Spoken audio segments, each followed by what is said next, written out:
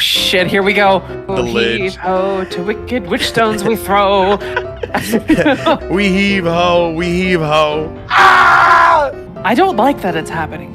No, I won't let go. I won't be left alone. What the fuck just happened? That's an exorcism. Let's launch Faye across the balcony to grab it.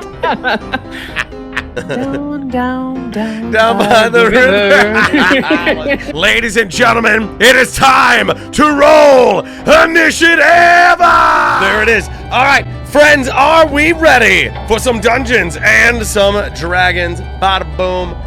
Ladies and gentlemen, friends, if it's your first time here, we do this every single Monday night, my friends. Every single Monday night, 8 p.m. EST here at Yaddy's Pub, Crystal Malboro, Goblet, Ward 2, Plat 42. Icy Elderberry, thank you for the follow. Welcome in, welcome home, welcome to Yam Fam. Also, Ask Me, thank you very much for the Gigantify. Friends, welcome in, welcome in, welcome in. We are here for a little Dungeons and some Dragons. So, we're actually gonna start off with introductions first, and then we'll begin tonight's story, titled The House of Lament. So with that being said, pray tell, Lila, who's your character? Who will you be playing today? I am playing a dwarven ranger by the name of Freyla Highhammer. Not waystalker. I keep wanting to say waystalker. I forgot the class name, subclass. There it goes. Horizon Walker. There we go. Hey. Horizon Walker ranger.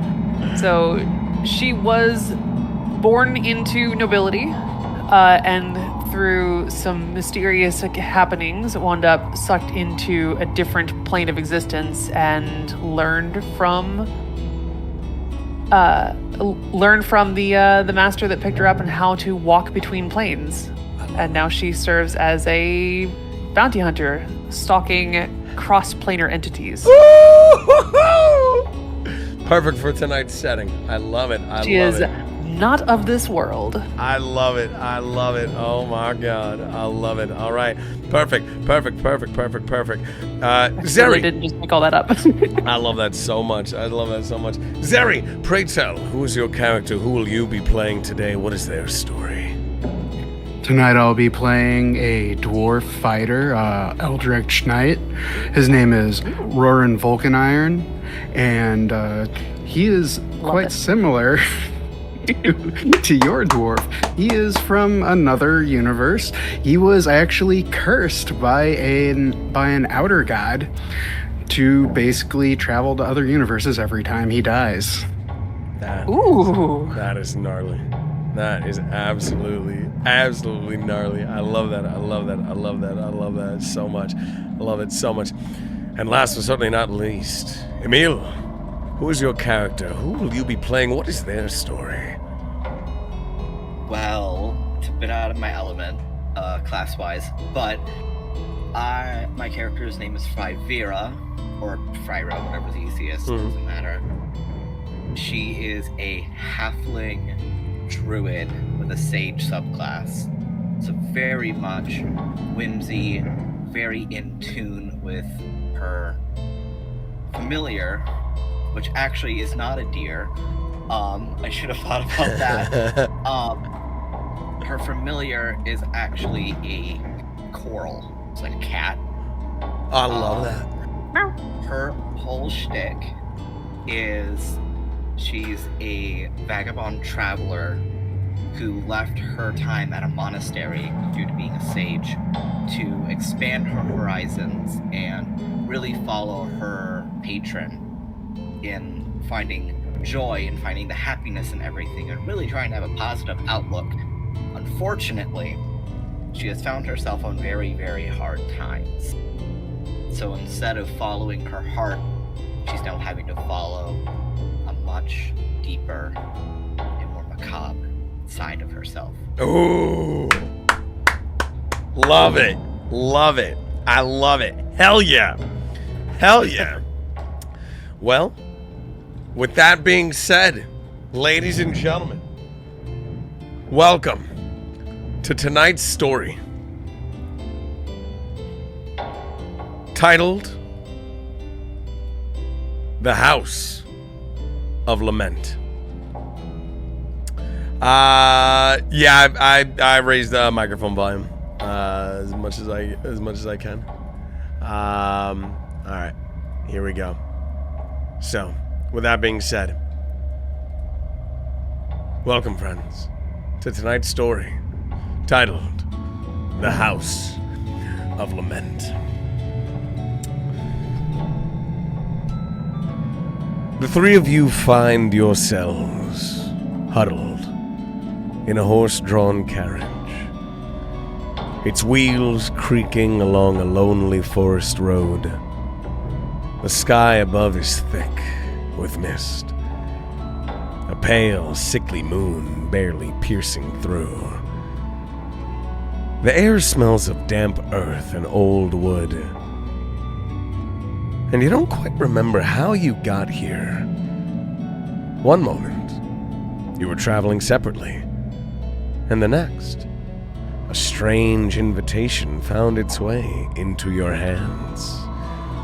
The letter, written in elegant but hurried script, read, "To those who walk the line between bravery and foolishness, a house stands upon the edge of oblivion, its past unfinished, its voices unheard. I seek those who would uncover the truth, who would see justice done for the lost. The House of Lament awaits you. Follow the road, and it shall find you before dawn." Signed, Theodora Halvrest. And as if in response to the letter's words, the carriage turns, hooves clattering onto an overgrown stone path, and in the distance, atop a lonely hill, a decrepit mansion looms against the swirling mists. The House of Lament has found you. What do you do?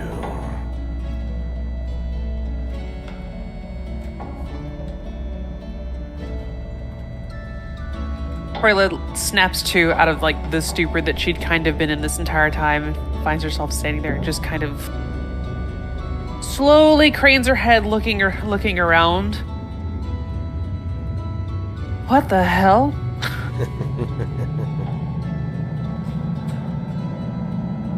Well, this isn't my favorite world I've ever been in.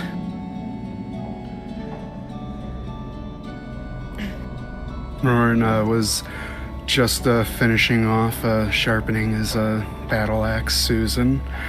Is his little ritual he does for, so he becomes closer and bonded to his weapons, which are all named Susan. And as he finishes, he just puts it away, across his back as he would, and he looks around and he's like, This is a right spooky area. Yams, what does our immediate surroundings look like? So, you look around you, you see the moon in the distance, you see these dead trees, you see there's a fog. There's an absolute, very thick, very, very dense fog around you. You look down and you see mud on the floor, on the ground, I should say. And then you see, pretty much impossible to miss, this massive mansion. This massive mansion in the distance. Lights, a few lights seem to be turned on. And you look behind you, and the carriage that dropped you off has already is already down the road, and the three of you are standing on this path.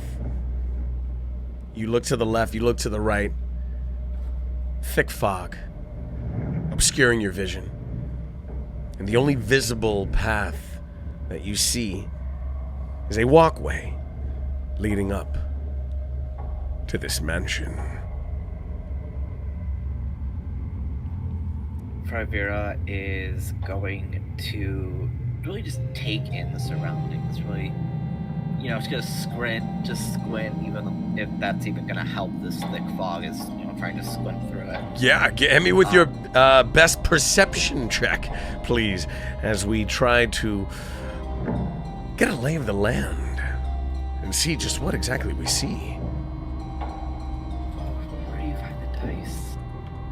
Oh, right in front of me. Okay, I don't remember what my perception is. Hold on. Oh man, I can't hear you at all, and I've got you turned up all the way. We just rolling 1d20 or That's what I'm looking and pulling. Oh, my own yeah, so sheet for your, as well. so on your character sheet, you're gonna see on the left side all your skills, and then just click perception. Just click the word perception. All right, with an 8, the fog is very thick. The fog is My very... first roll is a 2. A great start. There it is, yo. There it is. Oh my God, yo. So okay, so Freyla, the fog is very, very, very thick. Roran, the fog is very thick. I mean, we're talking. It's like Silent Hill times 10. How many C's? thick with like 6 C's, thick. So it's very hard to get a lay of the land. You know that you are in a bit of a wooded area. But again, yeah, the only thing that you really see is that massive mansion looming in the distance. So Freyla kind of like whips her head to her left and to her right, assuming you guys are actually on the left and the right, which, well, short people, it's hard to tell. Anyway, she whips her head to side, auburn braids kind of like flailing as she does so. Please tell me the two of you can fight. You can fight, right? Well, I suppose I could. I mean, I prefer not to, but I can. Her lifts kind of opens up her cloak to get probably like more warmth into her. In this lanky, one-eyed, like tortoiseshell cat kind of creeps along her neck. Like this thing is gangly. It is bare bones, and it just makes eye contact with its one eye at the others, just taking it in, and then she turns to pet the little cat and just, oh, don't worry about her, she don't bite. I love it. So that wasn't an answer. You don't get into you get into a few fights when you're pissing off outer gods. Okay, you were like, she sticks out her hand, kind of glove on still and everything, and just goes, Freyla.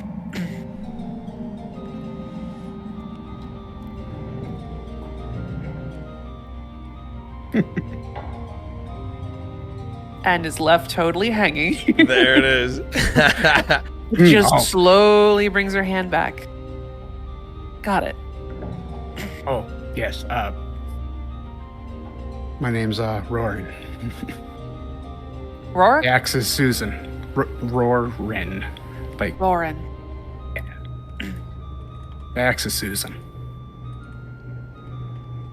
It doesn't talk, right? As far as I know, it doesn't. Good. Never again. Never again. Don't ask. I'll remember that. I won't ask now, but I'll remember that. Tell you what, we get out of this situation alive. At least 2 of us. And I'll tell you over a drink. But first, where the hells are we?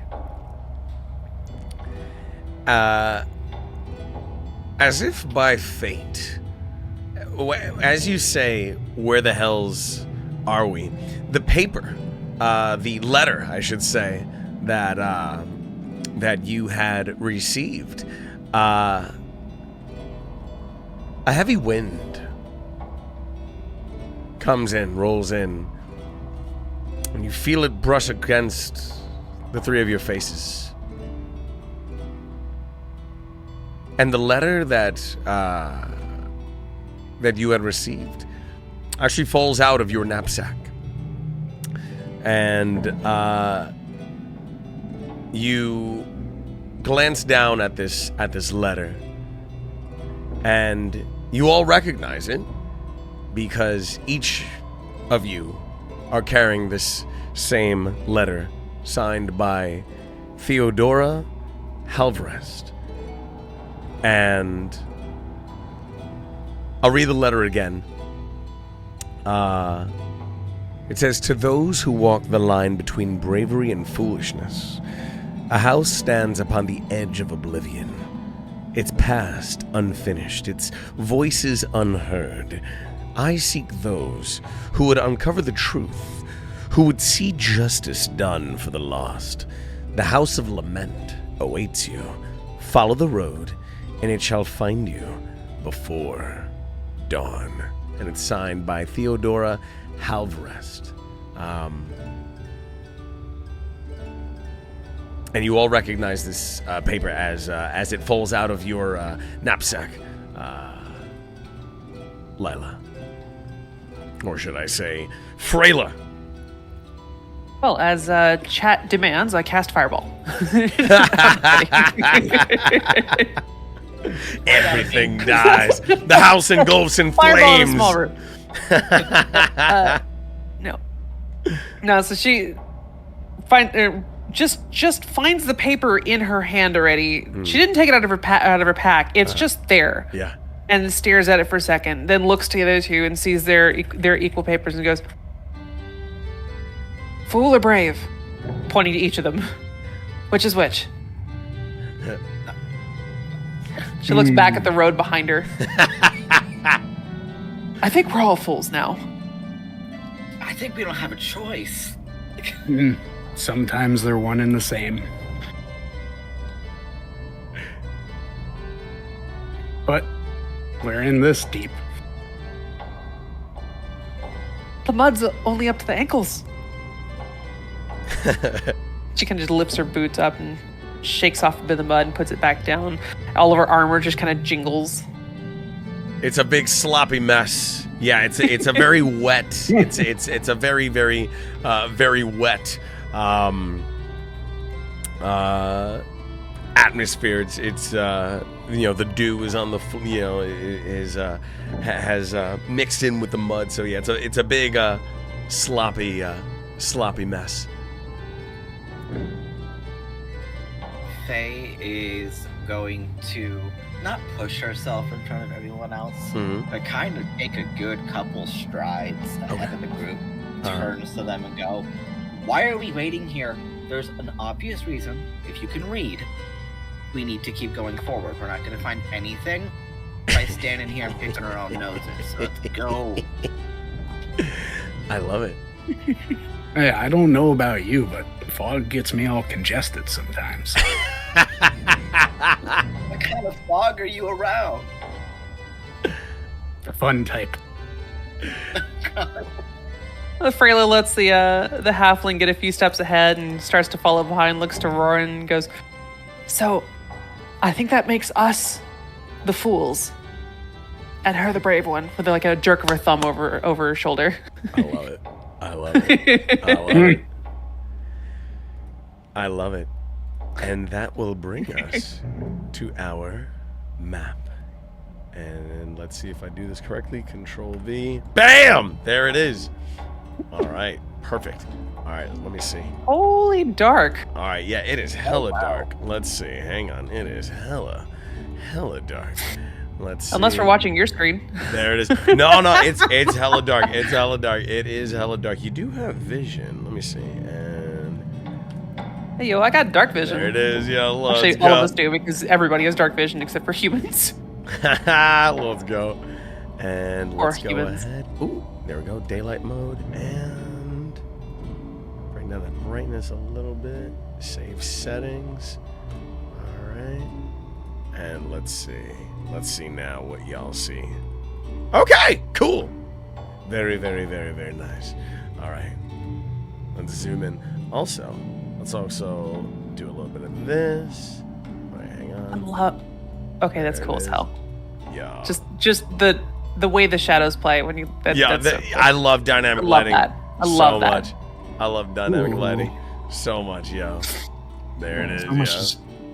So much has changed with Roll20 since I tried. Yo, using for it. real. Yeah, no, it is. Yeah, It's they've amazing. updated like the dynamic lighting is absolutely just it's so sick. It's so Well, sick. now that somebody's had the chance to figure it out since the last time we did this. Yo, for real, right? Yeah. I ain't gonna call nobody out, but yeah, Oh my god, yo, for real, yeah. I was like, how do I do this? Yeah, for real, yeah. I've had so much time to like figure it out. There's like so much like cool stuff. So much cool stuff. Okay, so the three of you, as you roll up to the steps, a chill wind rolls through the overgrown courtyard as you ascend the crumbling steps of the mansion, and the air here is unnaturally still. No rustling leaves, no chirping insects, only the slow groan of the house settling under its own weight.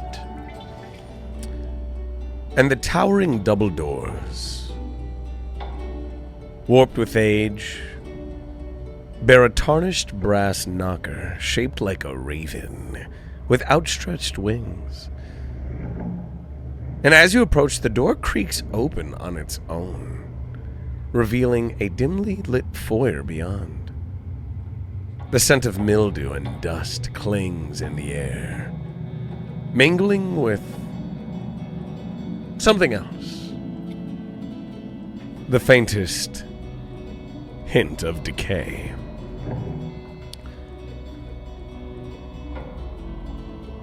Okay, I've been across a few planes. Doors open by themselves and raven knockers. Yeah, that ain't, that's not good. It's not good, but that craftsmanship on that knocker. Gotta say. I'll give you that. I'll give it that. But that decay, I'm not liking that. So, Not at all. undead? Undead. If I was a betting man, Are you? depends how many drinks. Freyla takes three silver out of her pocket and just kind of, or like, offers it up. Undead or vampires? Whoa. Can we I just say got in both? Here. Come on. Like, no, we just got in here. You can't do that. Why not? You don't make the rules. I don't. But I mean, yes, the lingering smell of death is horrid in here. But I don't think we should jump the gun. We should see how many of each and then bet on. Ooh, You can't bet after the fact. I like those stakes. We can do over, under, and how many of each. Hey, if it's vampires, we will need some stakes. I'll take that.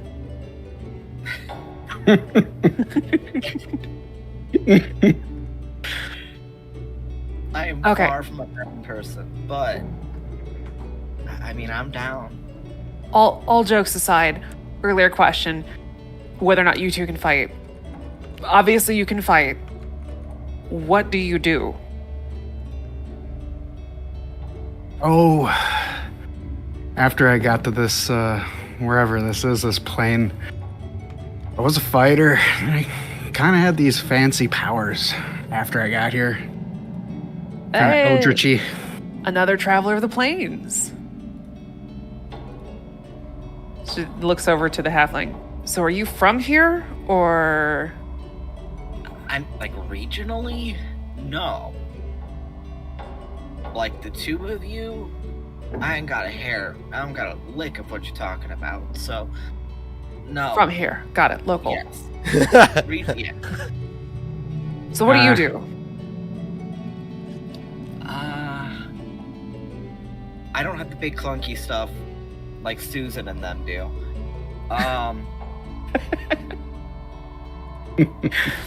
I can do a little bit of magic. It's not great, but it's entry level. It would do some damage, I think. What kind of magic? Flashy kind, the glowy kind, the creepy kind, the lively kind? You just say Faye, just grunch her face and kind of purse her lips in thought. Like real deep thought. Trying to rack her brain.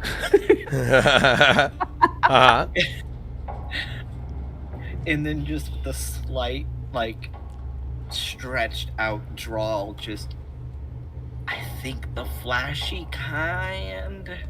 I don't know. I haven't practiced it yet. Mm-hmm. So I got a mage. Okay. Mage, fighter. I'm kind of a in-between. I do a little bit of this, a little bit of that. A lot of hitting things with my hammer. Sometimes axes. So... Woman after my own heart. Hey! We'll take that front line then. All right. She just kind of pushes the door open lazily. Okay. All right. Let's go. Yeah. All right. Okay. All right. Let me go ahead and... wait 1 second. Where's my door? Hang on. Let me unlock it. I should have unlocked it before. 1 second.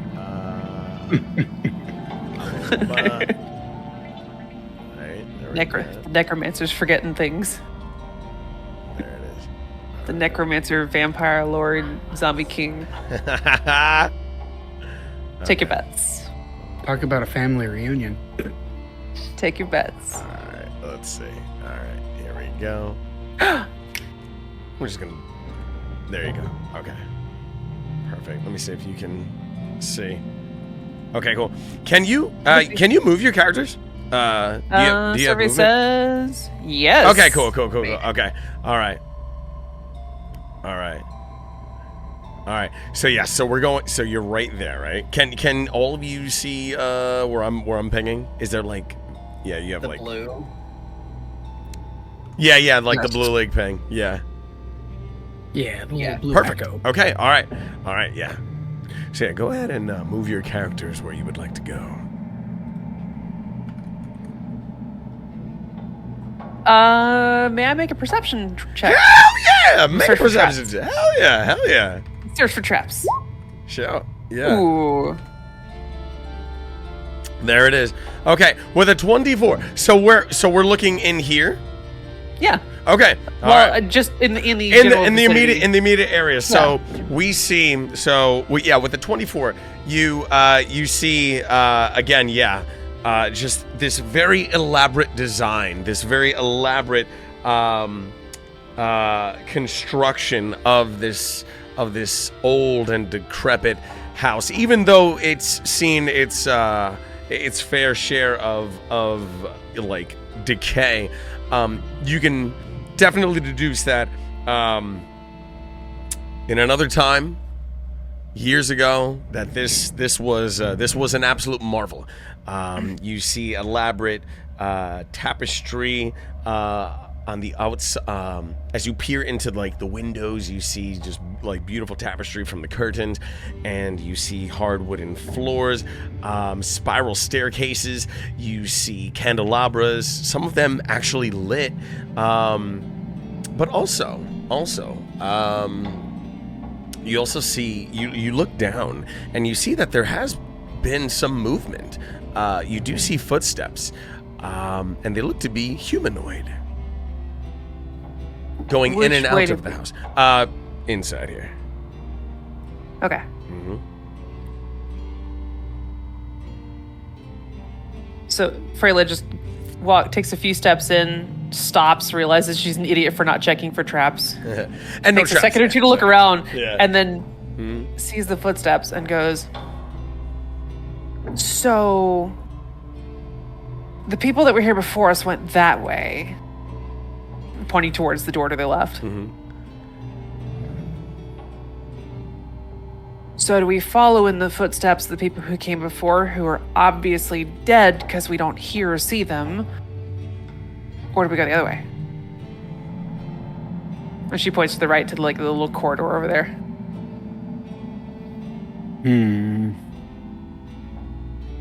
Well, it's often said to take the road less traveled. But I think in this case, if our heads could be on spikes, we should go the way someone else already came. In my opinion. That's one for following the footsteps. Hmm. We got one vote. But your cat, what's its name? Mine? Yes, what's your cat's name?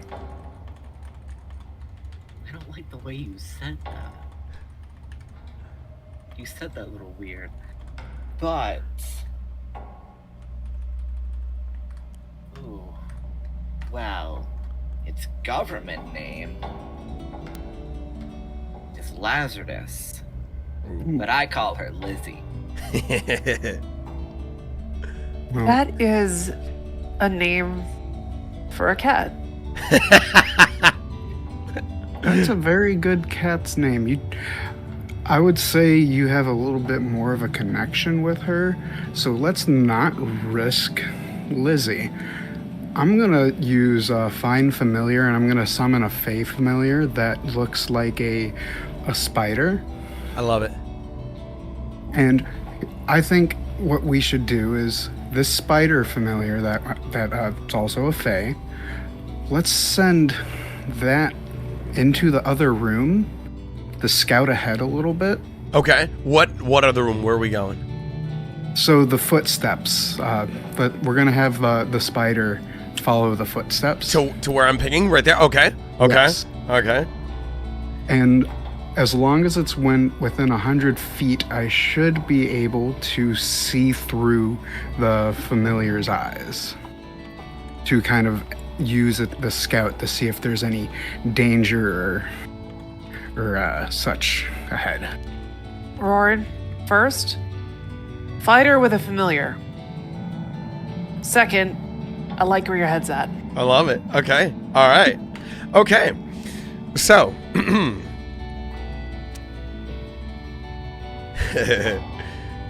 We see the tiny spider familiar. It scuttles through the warped doors. Its small legs making no sound against the dust-coated floorboards. The faint candlelight flickers in the sconces, casting long, spindly shadows across the grand foyer. And actually, you know what I'm gonna do?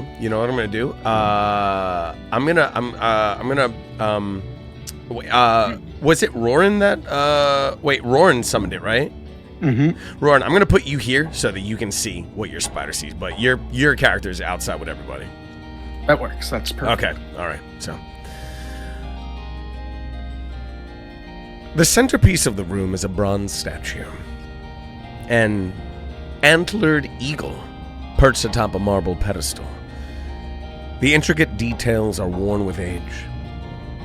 But the thing exudes an eerie presence, Roran, its sightless gaze fixed ahead. And as your spider familiar creeps deeper into the space, it notices the following. You see, it sees a staircase leading up to the second level is cracked but stable. And each step is coated in a thick layer of dust. You also see, your spider also sees a closet door to the west. It's slightly ajar, revealing moth-eaten black cloaks and an empty hat box on a high shelf. And then several doors lead in all directions. North into the parlor, west into the gallery, and another hallway stretching further into the darkness. And as the familiar moves, Pocket. Pocket, thank you very much, Pocket. I appreciate that big time. Big love to big shout out to Pocket. Pocket, thank you very much. I appreciate that big time. Appreciate you big time. Big love to big shout out to Pocket. Welcome into D&D. Thank you. Magic Missile. Can I say the thing? Go for it. Go for it. 10 subs on the dub, baby! There it is. Big love and a big shout out to the Pocket J. Chance coming out with the 10 gifted subs and a dub and a total retail of 685 overall to the channel. Pocket, thank you very much. I appreciate it big time. Damn, I could have gone plus ultra. I only went plus. Thank you very much, Pocket. Welcome to D&D. And shout out to Magic Missile, Into the Darkness. And as your familiar moves, something shifts just out of its vision, Roran. The portraits on the walls that were once still seem to tilt slightly, and their eyes are hollow and deep. And then suddenly, your spider catches movement.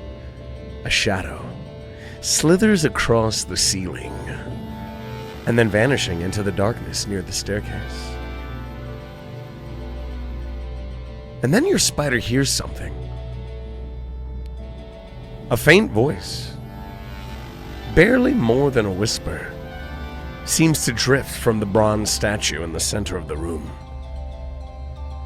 Who's there? Have you come to stay? Outside, the rest of you wait in the damp night air. The vines creeping up the rotting porch beams quiver. And though there is no breeze, a strange silence settles over you. The usual sounds of the wilderness having faded into nothing. And then a loud creak echoes from inside the house. The heavy bronze statue shifts ever so slightly on its pedestal. You're still outside, but something is stirring. What do you do? And I'm gonna put Roran back outside. So, what'd you see? Well, so our little spider buddy, when he went into the room, what I saw was like a large bronze statue. It was really creepy. It had like a blank stare off in the direction, and it noticed a staircase going up that was pretty dusty, with some cracked stairs, might be good to walk up, as well as a closet off over to the side with some moth-eaten cloaks and a interesting looking box on a shelf. But after that, and it saw a shadow kind of move across the room after some paintings just shifted on their own and go up the stairs, and then I heard a really loud and kind of, I don't know, off-putting voice said, "Who's there?" and asked if we were here to stay. Rayla's just kind of nodding along until you get to the point where you talk about the shadow, where she just goes, "Nope. No, I don't think so. I'm good with zombies and vampires and maybe werewolves. But ghosts? No, I don't do ghosts. You can't hit them." Oh, you just gotta charge your weapon with some magic, and you'll be fine. Freya's gonna gently kind of nudge her with her elbow. Be like, sounds like someone's gonna be a fool.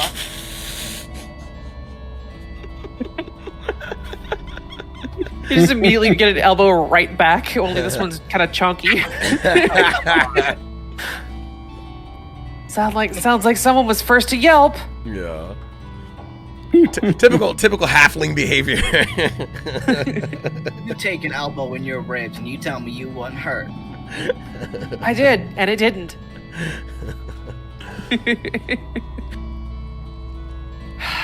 All right, so creepy staircase.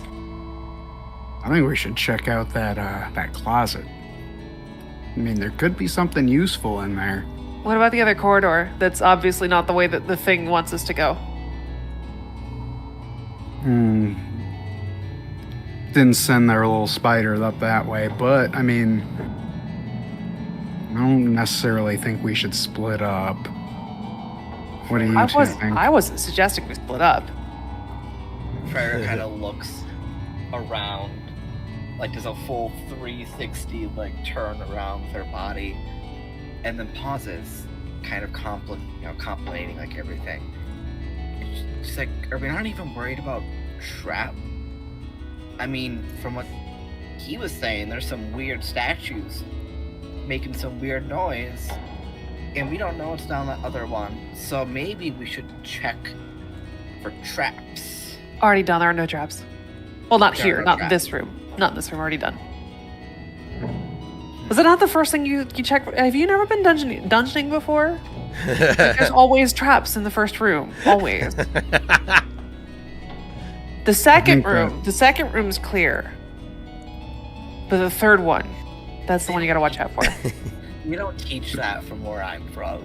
So yeah, Some weird backwards adventurers guild type thing over here. Those creaky stairs and that moving eagle statue probably has trap written all over it.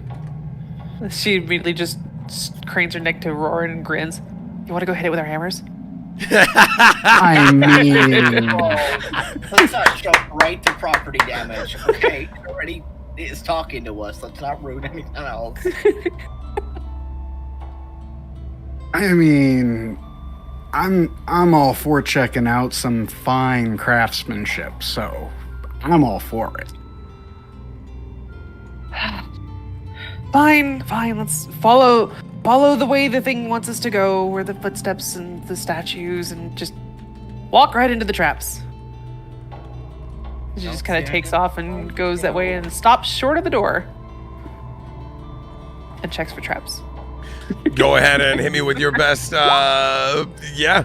Let's see. That was a bad roll. All right. With an 11, the floor is floor. No, See? it's No traps. So, yeah, as you okay. So we're hanging out at the doorway. We haven't made our way inside yet. We're just hanging out. Not yet. Freyla stops and just kind of peeks her head in.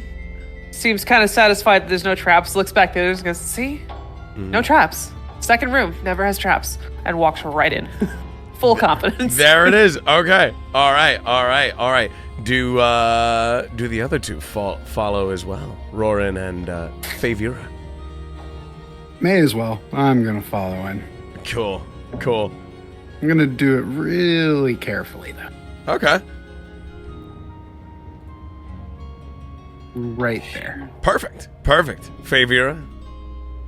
She's going to slowly make her way in, not because just to be overly cautious, because you never know. You never know, But Faye. it's still gonna stand kind of halfway in the entryway to the next room. Okay. Like 1 foot in, 1 foot out. Perfect. So, as the three of you step through the doorway, Favira kind of halfway in and out, into the House of Lament, the air grows unnaturally still. The warped wooden floor creaks under your weight, and that stale, musty scent of decay clings to the air. The candlelight in the sconces flicker, casting unsettling shadows that seem to reach for you. And at the center of the room, the bronze statue of an antlered eagle stands atop its marble pedestal, watching with its hollow, empty eyes. A grand curving staircase ascends to a balcony above, and doors lead in every direction. And a sudden chill passes through the air, and the faintest whisper stirs from the darkness beyond. You've come at last. Will you listen and your presence has awakened something. But the house is still dormant. For now.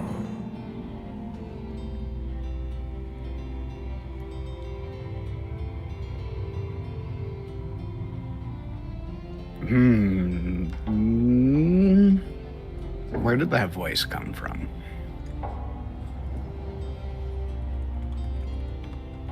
You never saw her move. Ever. But Freyla's standing there with her warhammer in both hands, just kind of close to her chest, not moving.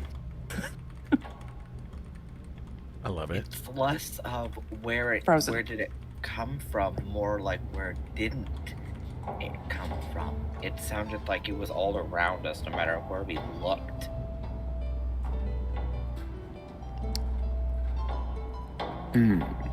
The whisper dissipates into the stale air, but the sensation of being watched remains thick, oppressive, and clinging to your skin, like a damp cloth.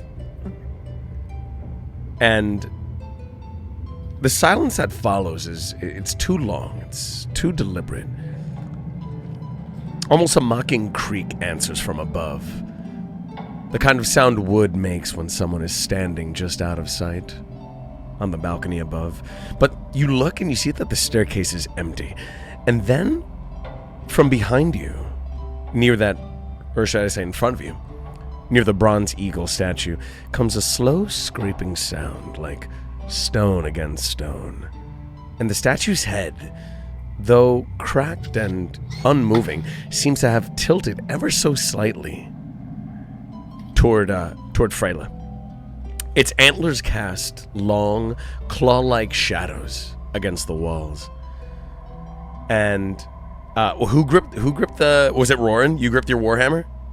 No, Freyla. Freyla gripped it. Okay, clinging under a warhammer with a death grip. Yeah, so, and at the sight of Freyla gripping your warhammer, there's another sound. Another sound breaks the silence. It's a distant, hollow chuckle, deep and echoing, though its source is unclear. And it's not quite laughter. It's more like the house itself is exhaling. And the light in the foyer flickers once, but the voice does not return. The statue, like, creaking to look down at her just causes Freyla to just and almost jump out of her skin as she just immediately just points at it with a grimace. Don't look at me like that. I will break you.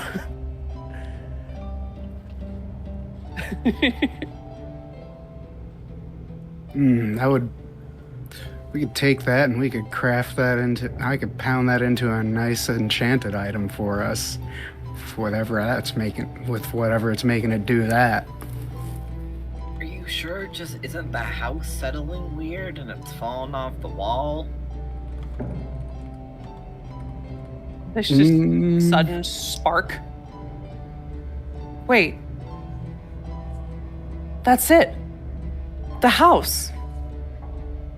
We just burned it down. As you say that out loud, you hear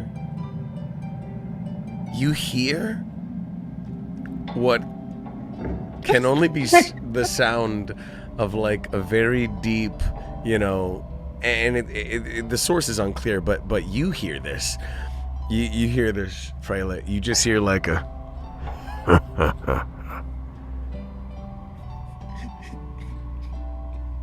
I don't know if that came through my mic. Oh, you hear like it's like a soft chuckle, but it's like very, very, very soft to the point where you're like, did I hear somebody laugh, or are we in a movie? It's like that feeling. No, I was damn it, my mic isn't picking it up. I think Discord is like canceling out the sound. I made a squeaking sound. Yeah.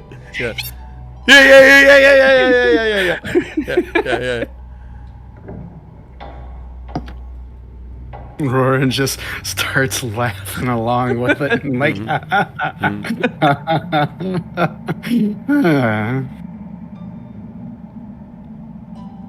Right, Freya's just gonna grip onto her little quarterstaff, like, across her whole chest.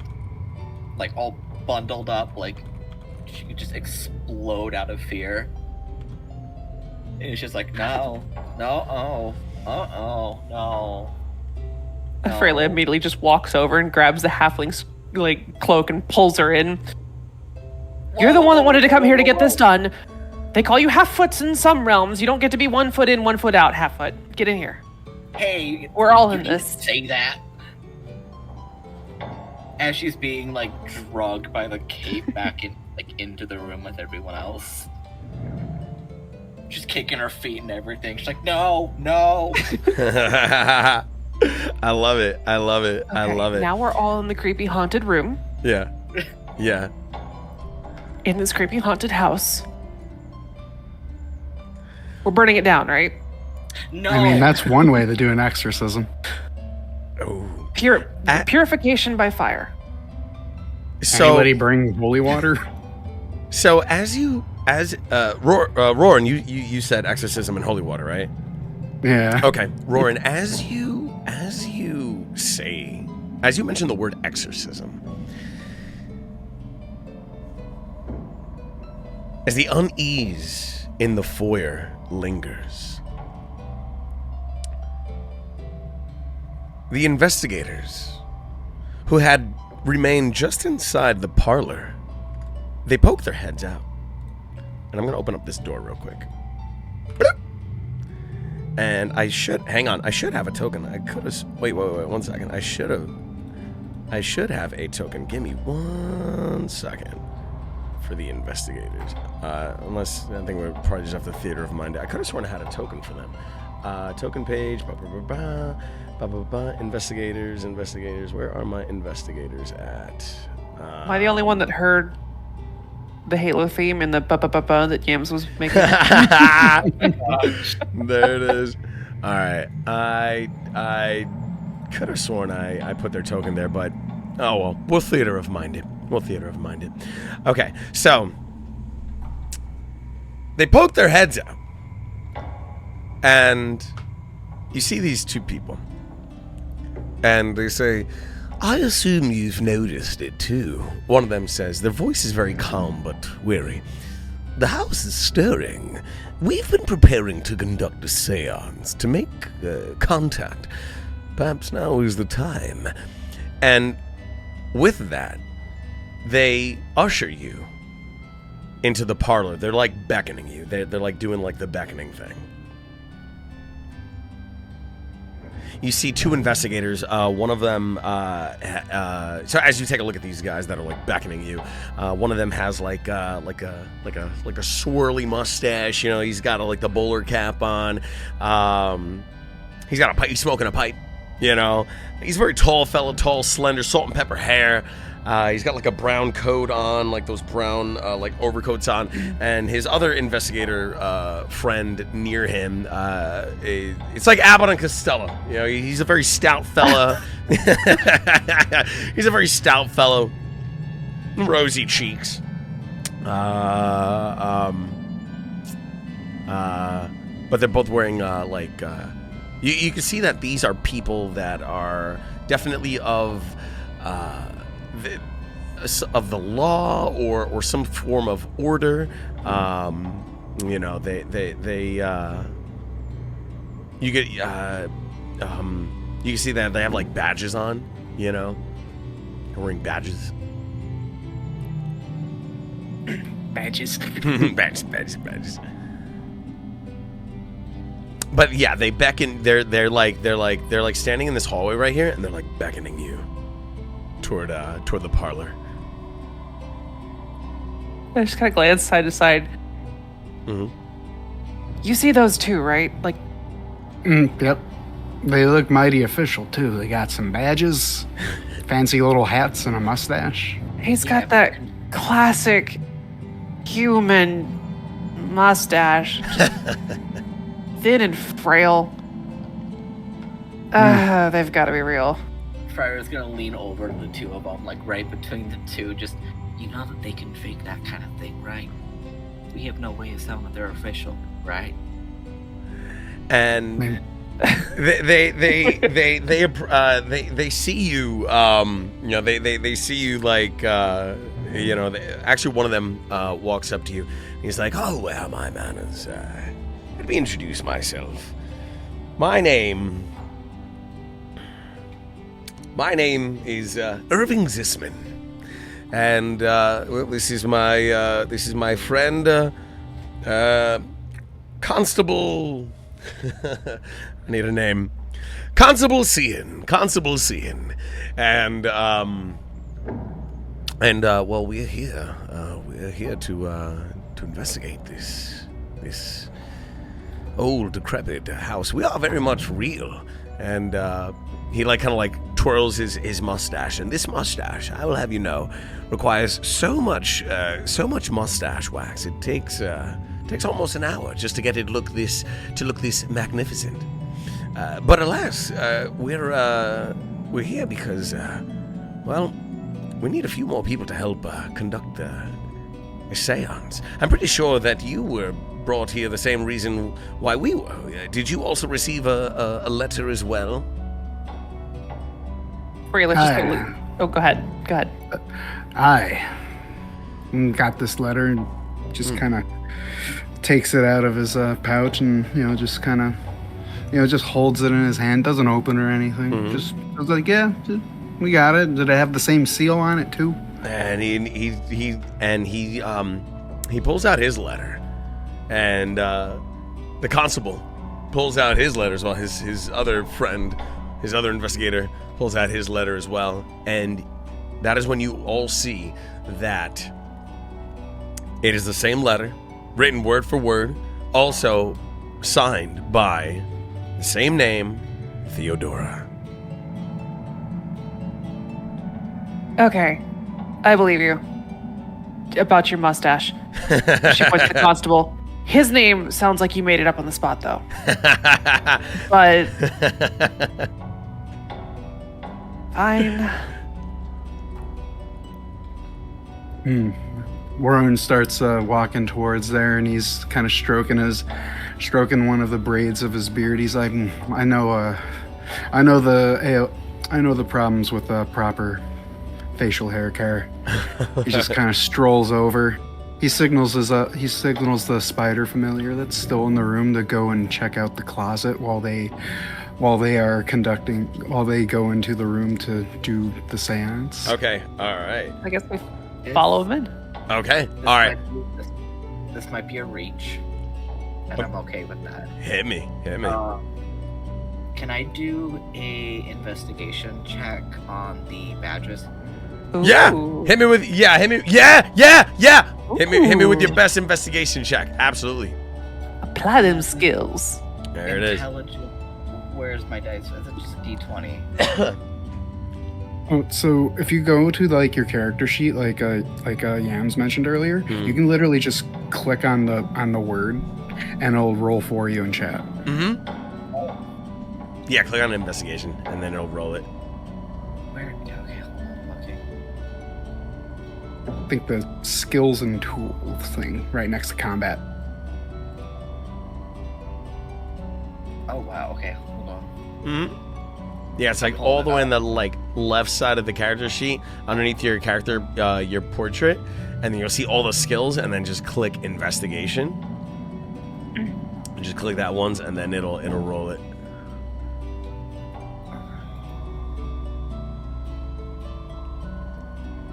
There it is. So with a 9, I rolled twice. My bad. there it is. No, you're good. You're good. So with a 9, you can vaguely remember, hearing about in your travels, hearing about this group of investigators that specialize in supernatural occurrences, bit of paranormal investigators, and you can recall that there might have been two really notorious investigators. You can't really remember their names, but you with a 9, you put 2 and 2 together that maybe these might be the two guys that, were making waves all across the Sword Coast and all across the, the realms for their absolutely astute observation skills in banishing the undead. In other words, the badge looks legit. She's gonna hold both, or at least one of the badges that she could have gotten off the two. Mm-hmm. Squint at it, kind of does a back and forth, just a twist to the side, real thorough investigation before slipping it back in the pocket and go, all right, I had my eye on you. But you ain't that bad. There it is. Well, I can assure you that, we are very astute investigators, and I believe if we can maybe conduct this seance, we just might be able to find out just what the heck is going on in this old mansion and find out just why the heck we've been summoned here. Can I roll an insight check? Hell yeah, inside his ass. There it is, yo. And with a 15, so Freyla, Highhammer, Dwarf, you've seen your fair share of bullshit artists, and with a 15, you can definitely tell that this older fella, he's telling the truth, and you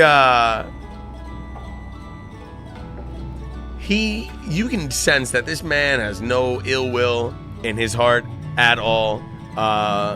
You kind of get the feeling that someday he just might save you, and you're probably gonna want to kiss him. With a mustache like that?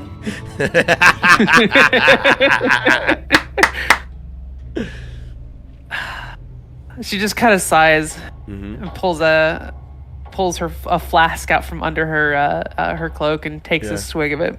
There it is. All right, let's do this. Does anyone else feel like we're on rails?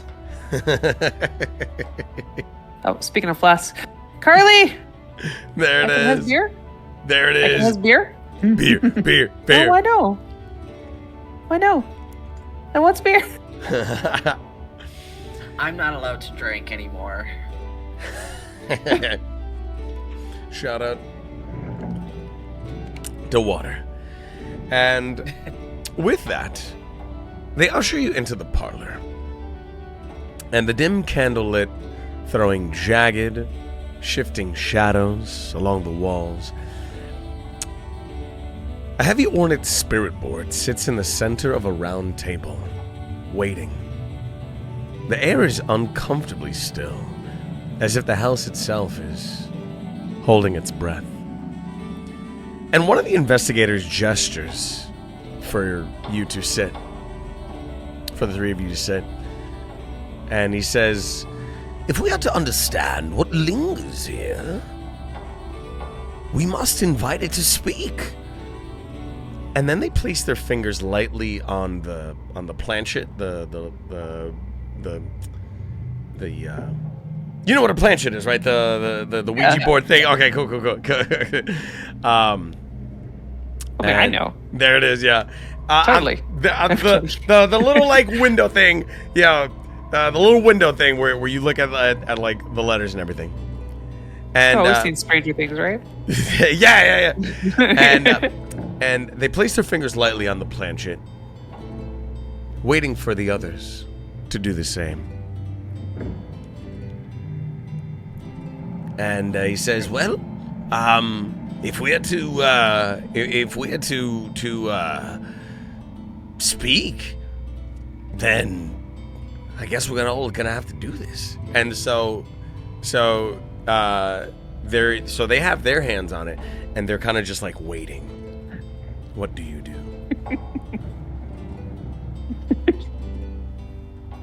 Well, Mira's gonna gently beckon Lizzie to sit a bit more closer to her shoulder, closer to the guys, to keep literally one eye on them. Beer. Mm-hmm.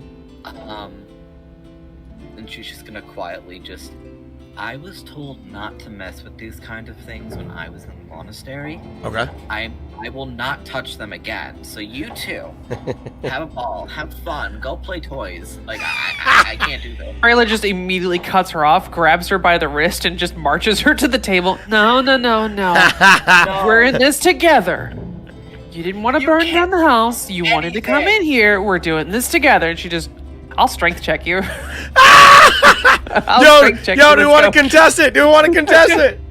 No.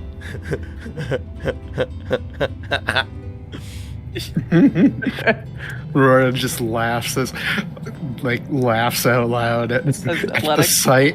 I love it. Athletics, let's do it. I love it. I rolled like crap. Oh my god. I rolled a fucking 1. Yo. Did you? There it is. I straight up rolled a 1. You know what though? I got beer, so it's okay. There it is, yo. Yeti, what you got? There, I'm sipping on some water. That agua. And all right, there it is. So, so let's see. So, Roran, are you placing your hands on the planchet as well? Are you partaking? Oh yeah, as he laughs, he's just like, this isn't the worst things that's ever happened to me. And he just places his hand on it. I love it. All right. And Faye, are you placing your hands on the planchet or no? I feel like I don't have a choice. Everybody, yeah, like even like the investigators, like they're looking at you, Faye. They're like, the older fella, what was his name again? Irving Zisman. Irving. He like looks at you. He's like, I assure you, it might actually be pretty cool. I mean, I can assure you, I've summoned many spirits, and well, you know, I'm alive. Look, I'm alive. I'm flesh. I'm bone. I breathe air. It's going to be fine. Trust us. In for a copper, in for a gold. Come on. I don't trust your funny words.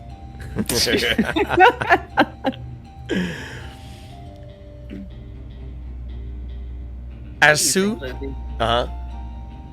She's just gonna raise her cat up, like right in front of the investigator's face. Just, what do you think? She's just gonna stare. I think you have a gorgeous kitty cat. What's your cat's name? Lazarus. Oh, Lazarus. Beautiful name. She's gonna slink right back in the coat like a snake. And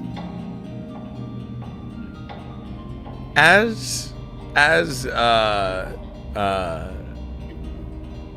everyone but Faye's hands touch the board, the room grows cold, and the shadows of the portraits on the walls ripple like disturbed water, and the fire in the hearth dims and then extinguishes entirely. And then the planchet moves. G R E circles around. E T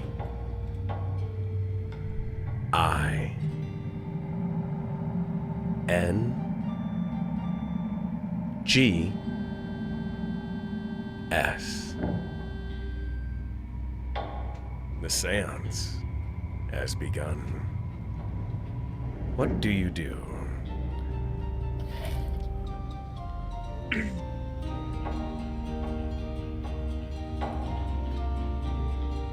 Ooh, I haven't felt a chill like that since I've been to the Dark Tapestry.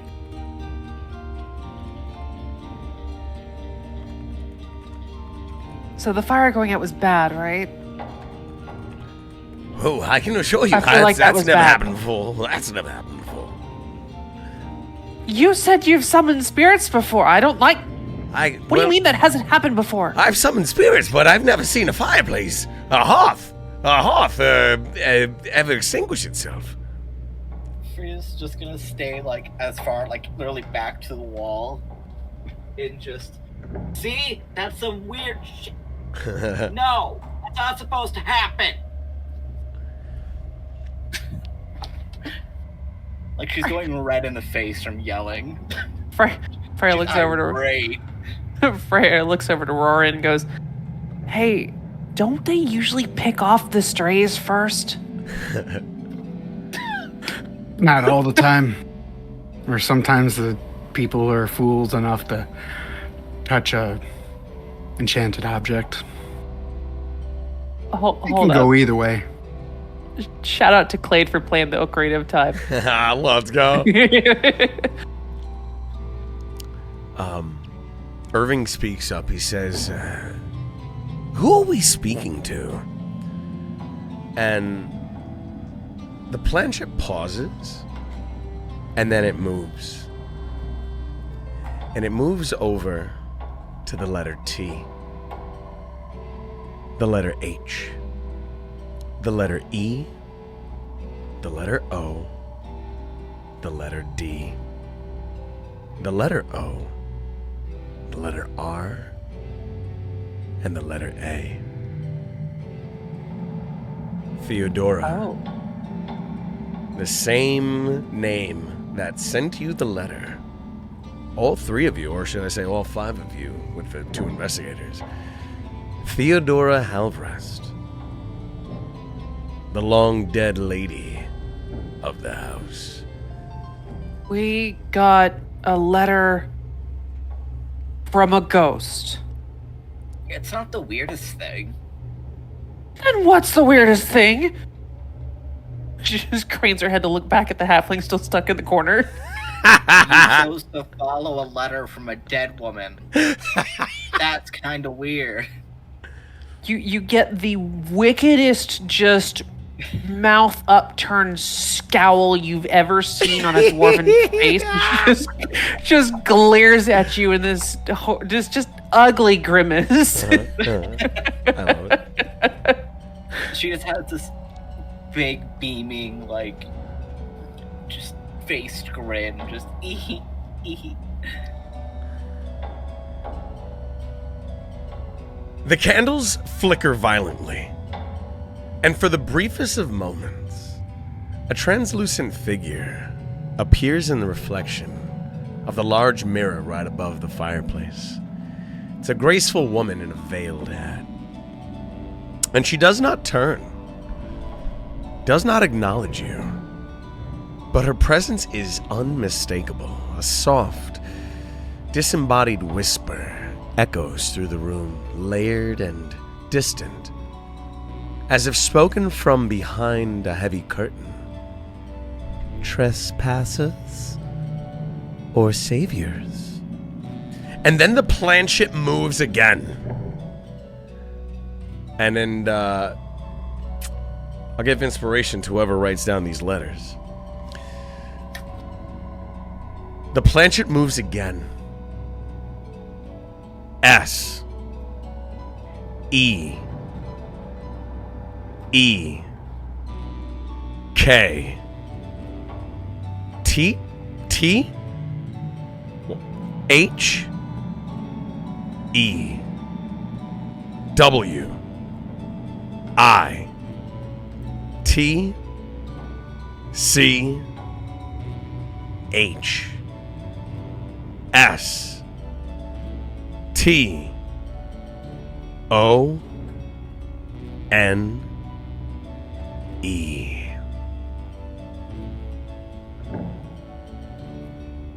Witchstone. What in the... She's gonna turn to the two men and just go, what do you know about a witchstone? And then, Exactly. as you ask that, Witchstone. suddenly the mirror shatters outward, shards flying, but stopping midair, and suspended in place for just a moment before collapsing to the floor. The fire in the hearth bursts back to life, but burns cold blue before settling into normal flames. So after a shriek that leaves one wondering whether or not leaves one wondering about the integrity of Freyla's underwear, she looks at the two men and goes, "Let me guess, that wasn't normal either." I can assure you, I've done seances, but I've never ever seen a flame extinguish and then burn bright blue and then back to its normal color. A woman of a mirror, a woman in a mirror, just appearing and then shards breaking. Listen, I'm a bit shaken up, but Constable, So's that mirror. I will say I'm quite encouraged in helping out, in finding, just solving this case. I mean, she clearly wants us to do something. Seek the. My old age is hurting me. What were the letters? Sita wetacha stone. Did either of you catch what it was? I think I heard Freyla say, "Seek the witch stone." Seek the witch stone. Well, interesting. Well, I guess we have a stone to find. Well, I'll tell you what, I mean, I'm not of much use when it comes to fighting, so I assure you, I'll have you three take point, and we'll just, we'll follow and help any way we can. Freyla just rolls her eyes and goes, her mouths out the words, "Of course she will." She doesn't say it, she just mouths the words.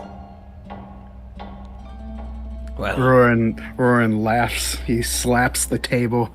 He's like, "You might be old, but you got the stones of the youth," and I like that. He's like, "I've seen some brave souls in my 215 years, and I love what you got."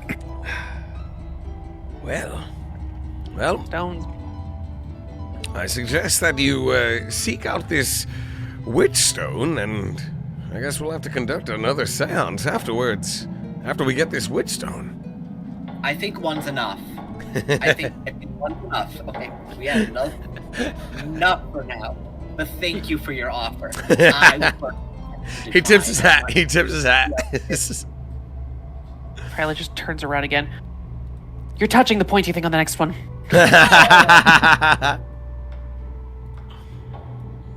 We can alternate.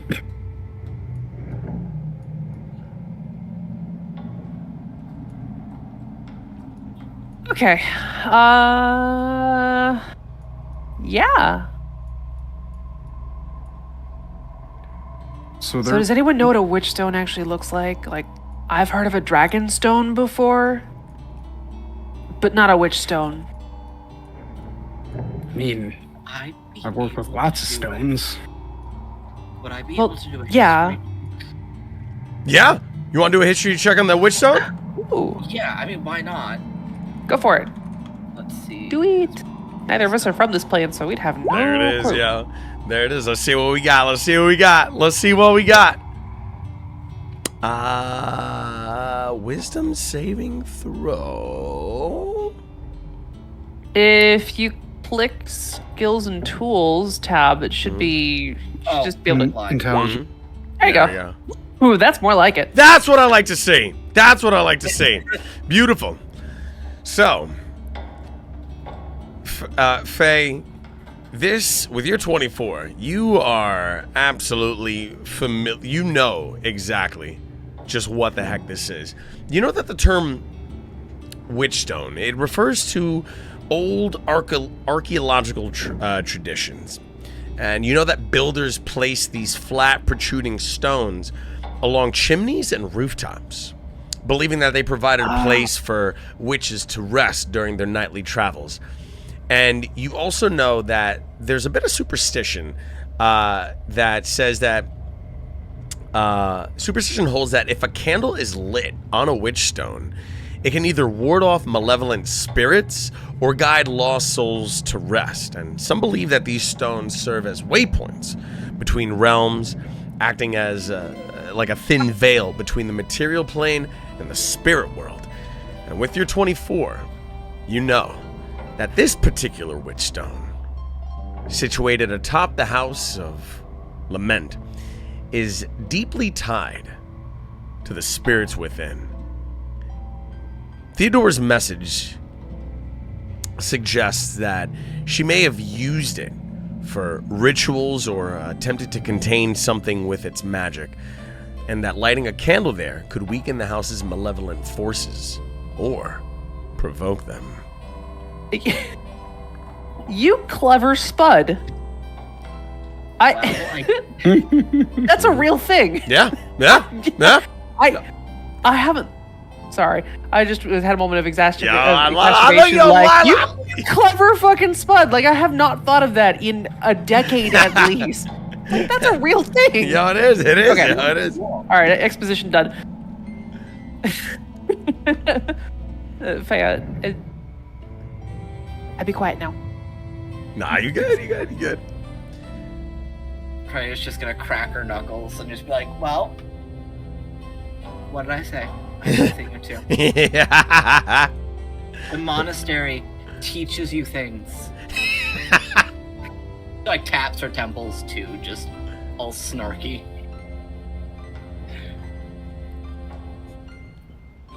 So, what did the monastery teach you? Well, Besides- the thing that they were talking about, the planchette, the witch stone, is a type of architecture to prevent supernatural entities from coming in and out. Sweetheart, I'm sorry. Sorry, my cat's yelling at me. You good, baby. Hi, Lazarus. Kitty wants attention. She does. So, if we find a light, a candelabra, some kind of fire, we can find these points, and then maybe then we'll find out what all of this is really about. It's actually a pretty easy thing to point out, too, so I mean, at least we won't be turning every single rock over. I've got a candelabra right here. And the investigator hands you, Faye, a candelabra. It's got 3 candles in it, and they're all lit. He says, "Yeah, this is yours. You've earned it." Why do you say it like it's a carnival prize? It's a tool. I mean, I'll be honest.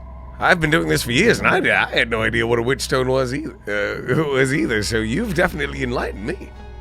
Well, then why do you call yourself a paranormal investigator if you don't know something as simple as that? Because I have this crucifix here, and I've expelled the demons of the damned and the undead. The power of Christ compels these unnatural forces. I've heard about these. It's the geometric shape. It just messes with their vision. Yes. It's very oblong. Nobody's gonna get that reference. She's gonna rip the candelabra from his hands. I mean, as much as you can when you're like 3 foot. And she's gonna just turn her nose up. And it just very like, and just looks over and hands the candelabra over to the other 2 and just, maybe you need to broaden your religion horizons. Well, and just turns back way to the door. The size. I love it.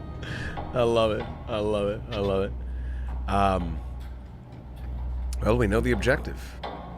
We've got to find ourselves a witch stone.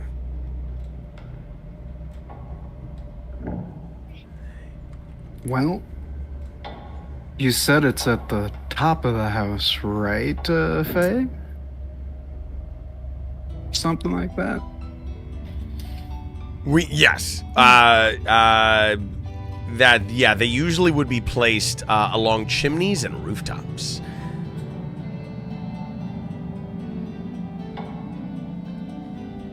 Well, that means we gotta go up.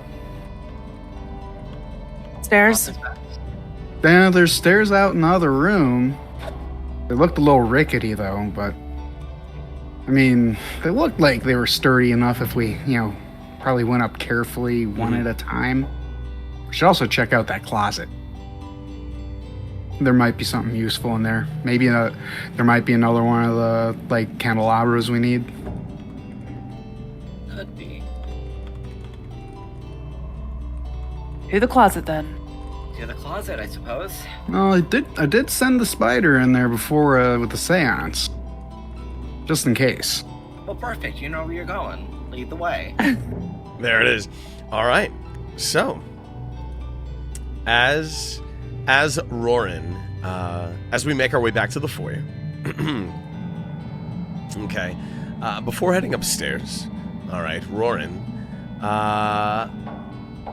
checks out the closet, and Roran, as you pull this door open, the scent of damp wood and mildew rushes out, and the closet appears empty at first glance, just a dark, narrow space with bare wooden walls. But as you step closer, your foot hits something soft, and peering down, you find a folded piece of fabric, half buried in dust. It's a child's blanket, Roran, stitched with the faded image of a black bird with red eyes, a raven, its wings spread wide. And suddenly, a whisper seeps from the darkness. Not alone, never alone. And a shadow shifts unnaturally in the closet's back corner. And then a skeletal hand slides out from the floorboards, its bony fingers twitching. What do you do? Cast Fireball. I ready my battle axe and take a step back, but I don't attack. I wait to see what it does first. As you step back, the hand retreats, leaving only the whispering presence in the air. And then suddenly the air feels colder. You feel that the presence is still here, still watching.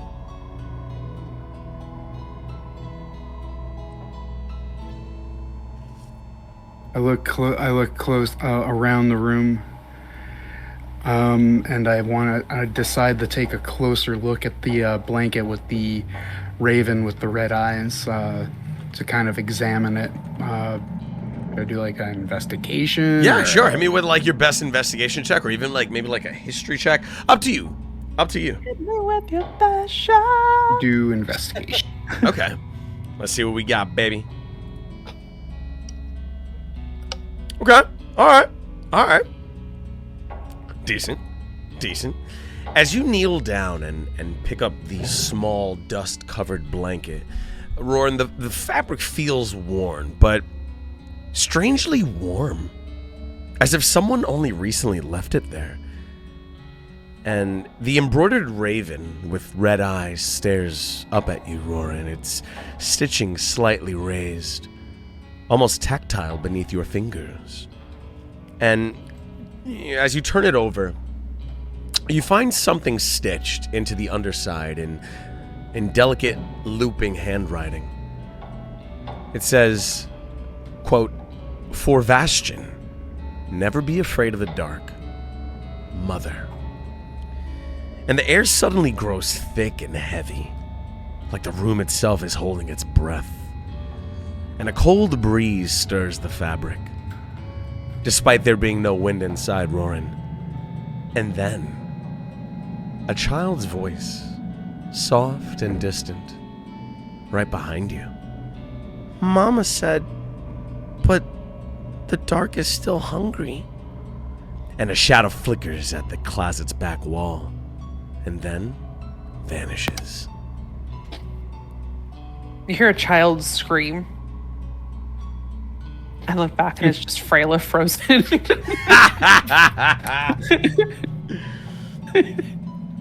What do you mean the dark is hungry? The dark should be dark. The dark should not be craving anything. Roran, you can't help but feel very uneasy. Yeah, Game Roy, that is absolutely a nope. That is great. Angel. Nope. Roran takes a deep breath, kind of like rolls his shoulders and cracks his neck from the unease. Then he, as he continues to look at this blanket, he strokes his beard and he leaves the closet with it. Okay.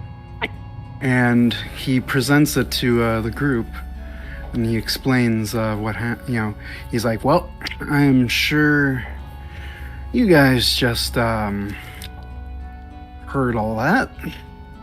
Roran, as you hold onto this blanket, it almost seems to absorb some of the chill in the air, as if offering a tiny bit of comfort. In fact, as you bring this blanket, everybody, Faye and Freyla, you all feel a bit of comfort.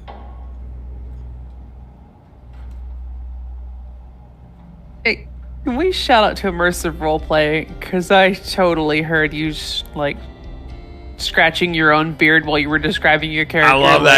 Like, Yeah. I heard that. That was sick. That was sick. We love it.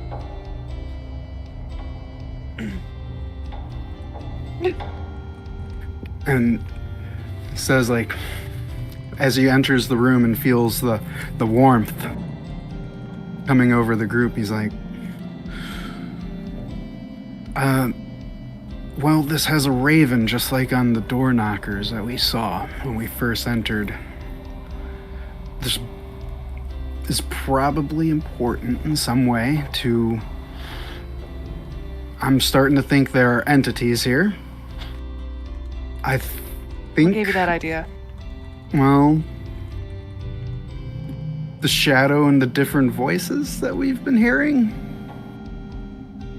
Oh. Because that was a man's voice, or that was a little boy's voice that just now. It was a girl. It was Theodora as the woman from the seance. And then it was a man's dangerous voice when we came in. See, for me, it was the shattering mirror and the fire that kind of clued me into there being entities here. So But- I'm wondering. It seems like a family, if anything. That, what the snarky one just said. Hey, I'm not wrong. I have a feeling that Snark. the family is what needs our help. And they're being tormented by whatever this shadow or this hungering darkness is.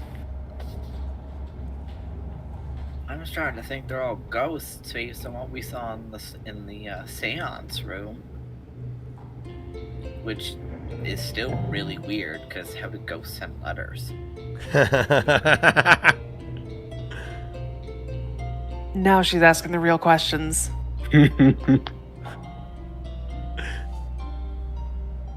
All right.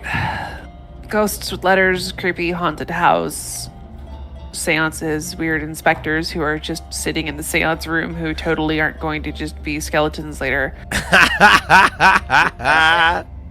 A candelabra and a witch stone. Upstairs?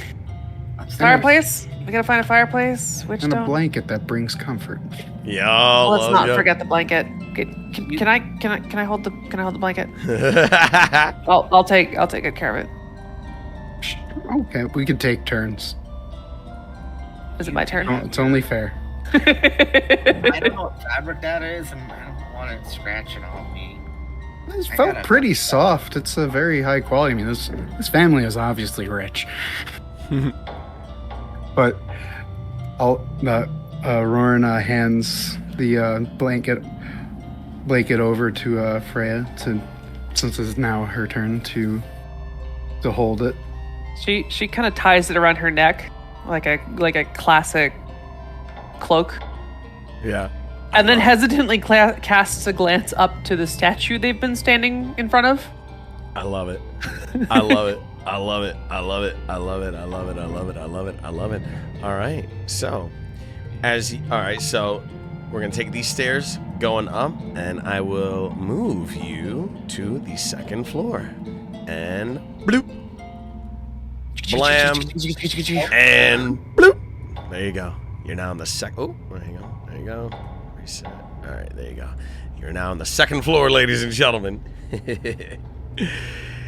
As you climb the stairs, the wood groans under your weight, the sound eerily resembling a breath being drawn in. The flickering candlelight from below barely reaches up here, leaving long, distorted shadows stretching along the walls. And at the top, the hallway stretches out before you, lined with dusty portraits, their subjects' faces blurred, as if something has smudged them away over time. And the doors along the hallway, they creak slightly, shifting ever so slightly ajar as if inviting you in. And as you step forward, Freyla, you have the blanket? Yeah. Okay. Freyla, as you step forward, the blanket suddenly feels heavier in your arms, and the embroidered raven's red eyes glow faintly, and a soft rattling breath echoes from somewhere nearby. Freyla, the house is acknowledging your presence.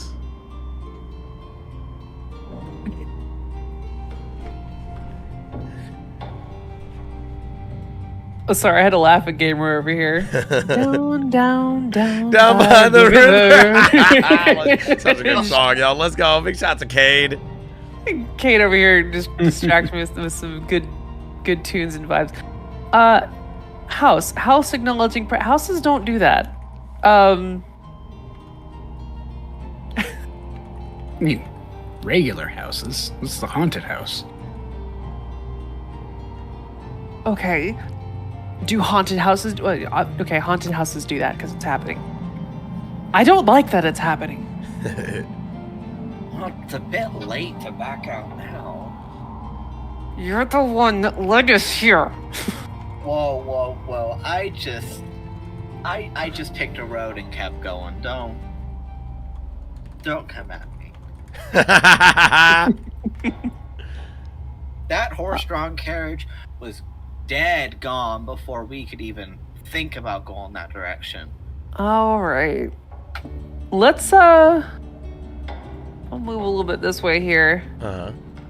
And let's do a perception check on the hallway and these doors. Right now I'm just seeing doors. Okay. All right. I want to see more than just doors. What we got?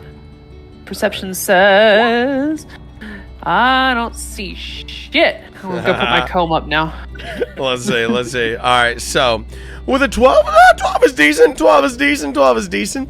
So, as you take a moment and you scan your surroundings, Freyla, the dim candlelight flickering against the worn wallpaper and warped wooden floors on the second floor hall, and you notice there's a faint rhythmic tapping sound that echoes from somewhere down the hall, somewhere north of you, as if almost like fingernails or like claws were raking gently against a doorframe. And the floorboards ahead seem very unsteady, creaking, even though no one is stepping on them. And you also notice a bit of a cold draft that lingers in the air. And as you glance around, you notice, Freyla, that there's no windows that are open. And which direction is this coming from? It is coming from... Hang on, let me just make sure.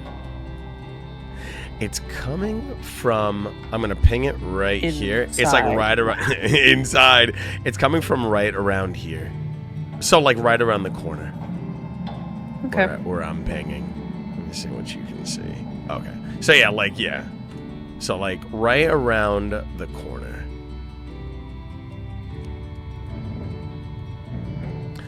And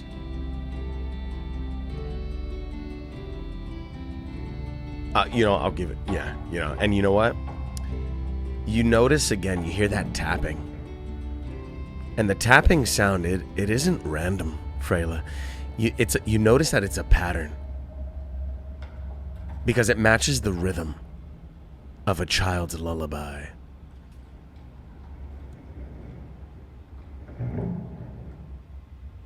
At first, there's like this paleness to her complexion, which she's already pale and covered in freckles anyway. Yeah. But then as she listens in, and her round ears kind of wiggle a little bit, Yeah. and she starts walking this way, pushing the half foot in front of her, and just like she pushes Freya with her down the hall. There it is. There it is. I have choice I heard a words. thing this way. I think it could be magical. You should probably be in front for this one. Me? Yes. I think your expertise will be required, but it's around the corner down the hall. Lyra, no. You handle that. Big strong guy. You start.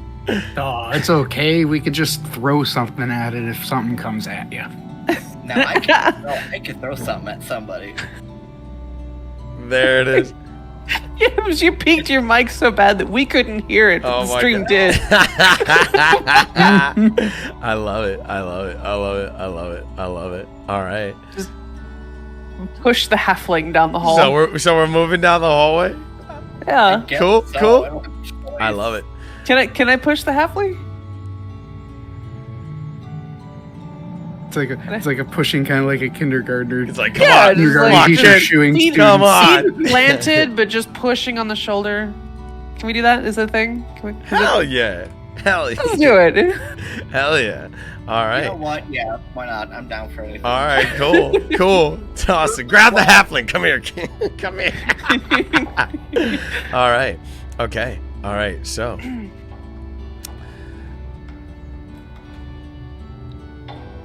As we see the group pushing this halfling, the soft rhythmic tapping continues. And this time, more deliberate, more insistent. And then it echoes from the partially closed door to the office, which is right over here. So around we go. Around. I think we can stop like here. Yeah. Yeah, you notice that like these other doors are like closed. Fun. But There we go. I yeah. got lost for a second. Yeah. Yeah. It and then I probably just vanished on your screen, huh? there it is. There Not it is. bad. And yeah, so as you make your way around this corner, you notice that the tapping is coming from here. And this door is partially opened. You can just barely see in.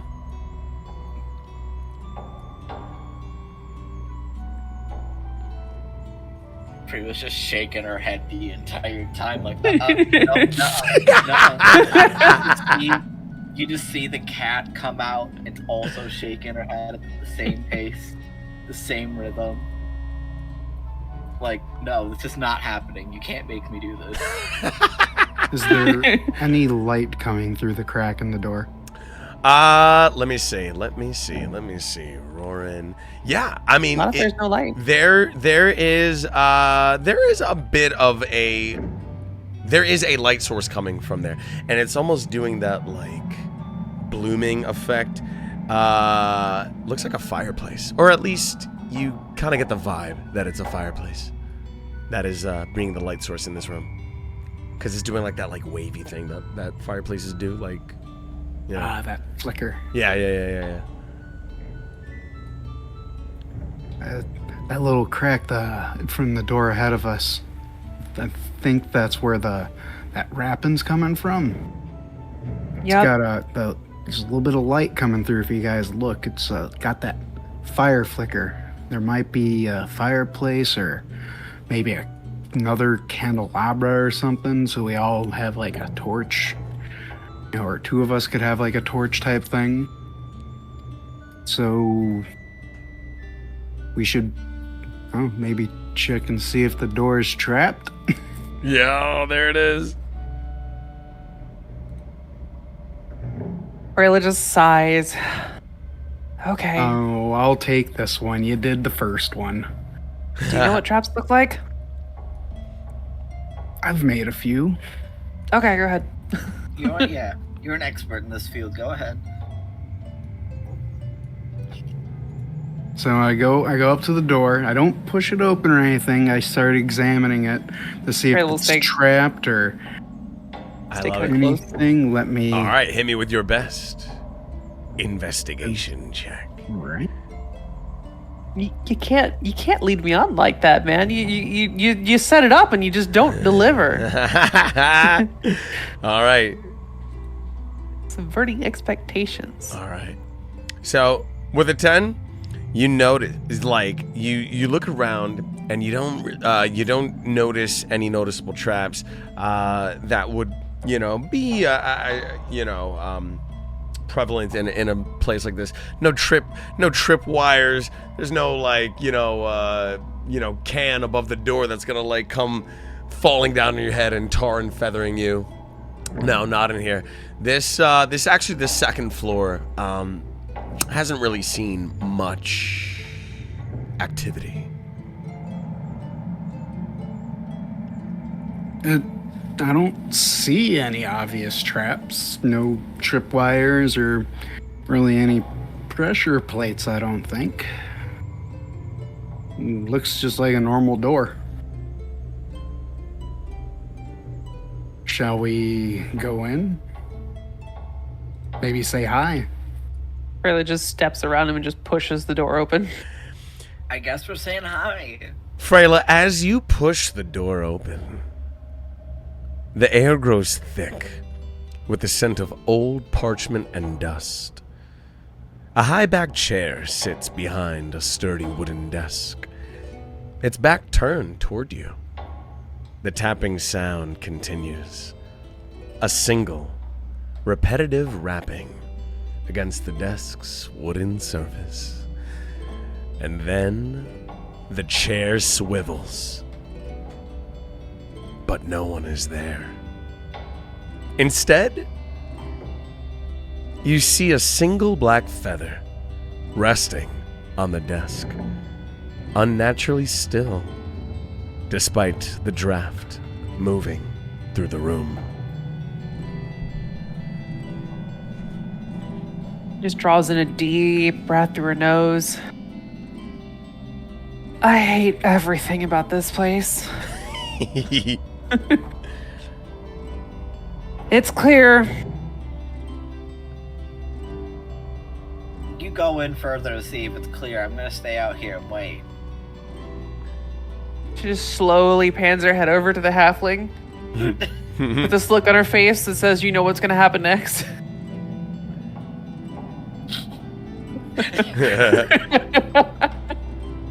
There it is.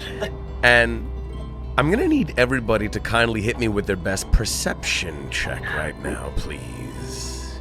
Hit me with your best. Oh, very nice. Roaring. Nice. Faye. Cool. And oh my god, Freyla. Okay, all right. So, Freyla with the 22, we'll give it to you. Freyla, you hear this.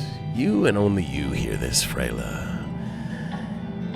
You hear a whispered thought in your mind.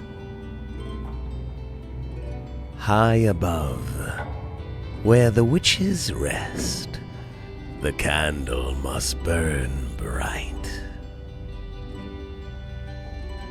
And you actually recognize this, Freyla, from old superstitions. It's a reference to the Witch Stone. It's a place where witches are said to rest and gather their power. And as you reflect on this, the tapping returns for one final knock. It's louder than before, as if slamming against the desk. And then the room falls deathly silent. The balcony door creaks open lightly on its own. So the other two don't hear anything, right? No. Other than this, okay. So you guys just see Freyla, like a shiver run down the dwarf's spine, followed by her jumping out of her skin as the desk gets slammed. Yeah. And she just bolts back through the door, sits there for a second, like one hand on the blanket. Did you hear that? Roran goes over to the Freyla and kind of kneels down and you look like you. Did you get a voice in your? Did you see something? I mean, we just. Okay, so you didn't hear that. Nope. You all right? Voices in the head. Well, what did it say? Well, if there was ever an indicator that we should be putting a candle on top of the witch stone on the chimney, the voice was probably that indicator. It literally said to do that. As you all look back, you notice that this door to the balcony has opened up.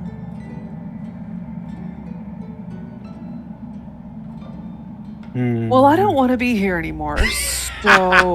I've been telling you this. I've been telling you this. Then how are you at climbing? I don't know yet. Wait, how do you not know if you're not... What? Have you never, climbed it? No. You're a half foot. You've climbed trees before to escape predators. Sometimes. In the heat of the moment. Adrenaline will do that to you. Okay, well... We could always just throw them up. I like it. We're gonna toss her up. Let's do it. Holy shit! You got to toss me. Oh my god! Okay, all right. Let's do it. Okay, all right. So okay. So we're gonna toss Faye up to the roof. Yeah. Okay. All right. Do I need to do an acrobatics check for that? All right. Let's go outside. All right. So we see. So as you make your way onto the balcony, the chill of the night air wraps around you, and the wind whispers through the ivy, carrying an eerie murmur, almost like distant voices speaking in hushed tones. And against the far edge of the balcony, nestled between twisting vines and moss-covered stone, you see it. A smooth, slightly elevated slab of dark gray stone, unnaturally untouched by the encroaching plant life. And I'm gonna need the absolute best acrobatics, or maybe a strength. However you want to do it. If you want to throw them up with grace, acrobatics. If you want to throw them up with ferocity, athletics. Could we do a group athletics check? Hell yeah! We could do a heave ho. Yeah. You take one leg and one arm, and I'll take the other, and we'll just toss her up. That'd be a strength check then. Yeah. Athletics, group athletics. Yeah. Oh, that works too. Oh dear, I don't even know. That's a 15. That's a 7. How do you 0 in athletics as a fighter? Oh, never mind. I'm confused. I was about to say. Oh wait, I had acrobatics. Oopsies. That was Faye. There it is. I accidentally hit acrobatics on accident. Let me hit athletics. Ooh, jeez. This is amazing. Oh, jeez. You mean to say that you? Well, wait. I did give you all inspiration for solving the seek the witch stone. Wait, we all got it? I gave it to everybody. Rule of cool. Everybody got inspiration. Seek the witch stone. So I forgot that. You can re-roll those if you want. Okay, let's re-roll. I'm gonna keep my roll. Okay. Stick to your guns. I'll keep it. Okay. Yeah, There we decent. And I mean, it's only a halfling. It's only a halfling. It can't be that hard. Yeah. All right. So, so as you stand before the witch stone, its eerie glow barely pulsing beneath the moonlight, a plan is formed. Let's launch Faye across the balcony to grab it. And you succeed. So Poor we Faye. heave ho. All right. Freyla and Roran prepare themselves to hurl this tiny halfling druid toward the ledge. Heave ho, to wicked witch stones we throw. And Faye, you brace yourself. You're positioning yourself for the jump as these two dwarves lock their hands, right, and throw their combined strength.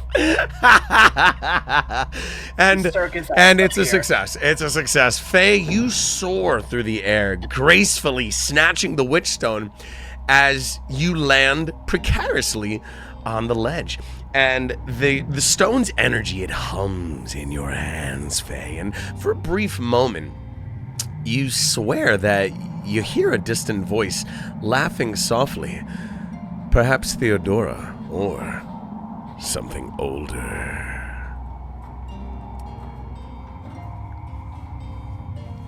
Hey guys, I don't want to alarm any of you, but now it's talking to me, and I don't like that.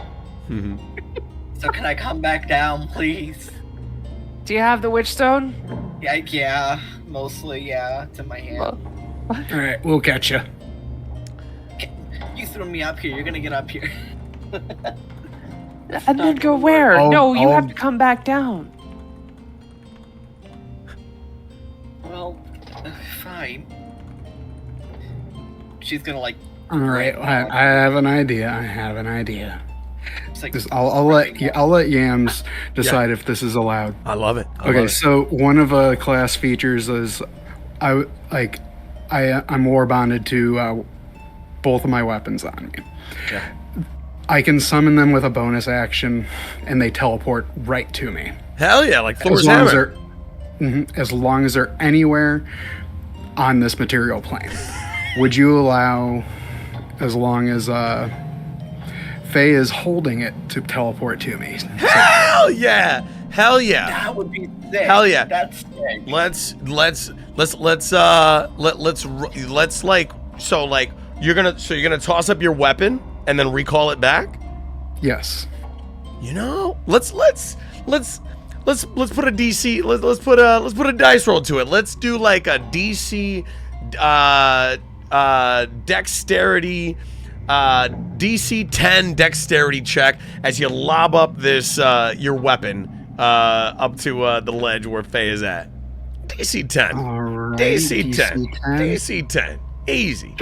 Should I add my +3 for dex save? Hell yeah. Add the modifiers. Hell yeah. There it is. Perfect. You lob up. Yo, show me what that. Tell me what that looks like. Paint a picture for you. You lob it up there with such grace. Roran takes his battle axe off of his back, and he winds it up, and with ease he just kind of tosses it. And as he tosses it, it's kind of like like you see throwing axes. Mm-hmm. It spins in the air and buries itself right next to the Fae. And Roran says, "All right, all you have to do is hold on to the handle, and I'll call you right back down to us, safe and sound." Faye's standing there. She has the witch stone in one hand, just shaking like a leaf to begin with. Sees this war axe just right next to her. It's all right, Susan. I'll keep you safe. See, I don't trust. Okay, she's gonna grip onto it, like kind of rotate her entire arm, putting her whole weight into it. You know, the little weight that she has, and it's just gripping onto everything. It's just like, you better get me down here safe, or I swear I'm gonna find a way to haunt you, like we're being haunted right now. All right. And as Faye finishes what she's saying, Roran activates the war bond, and it teleports right into his hand. And Faye is just hanging onto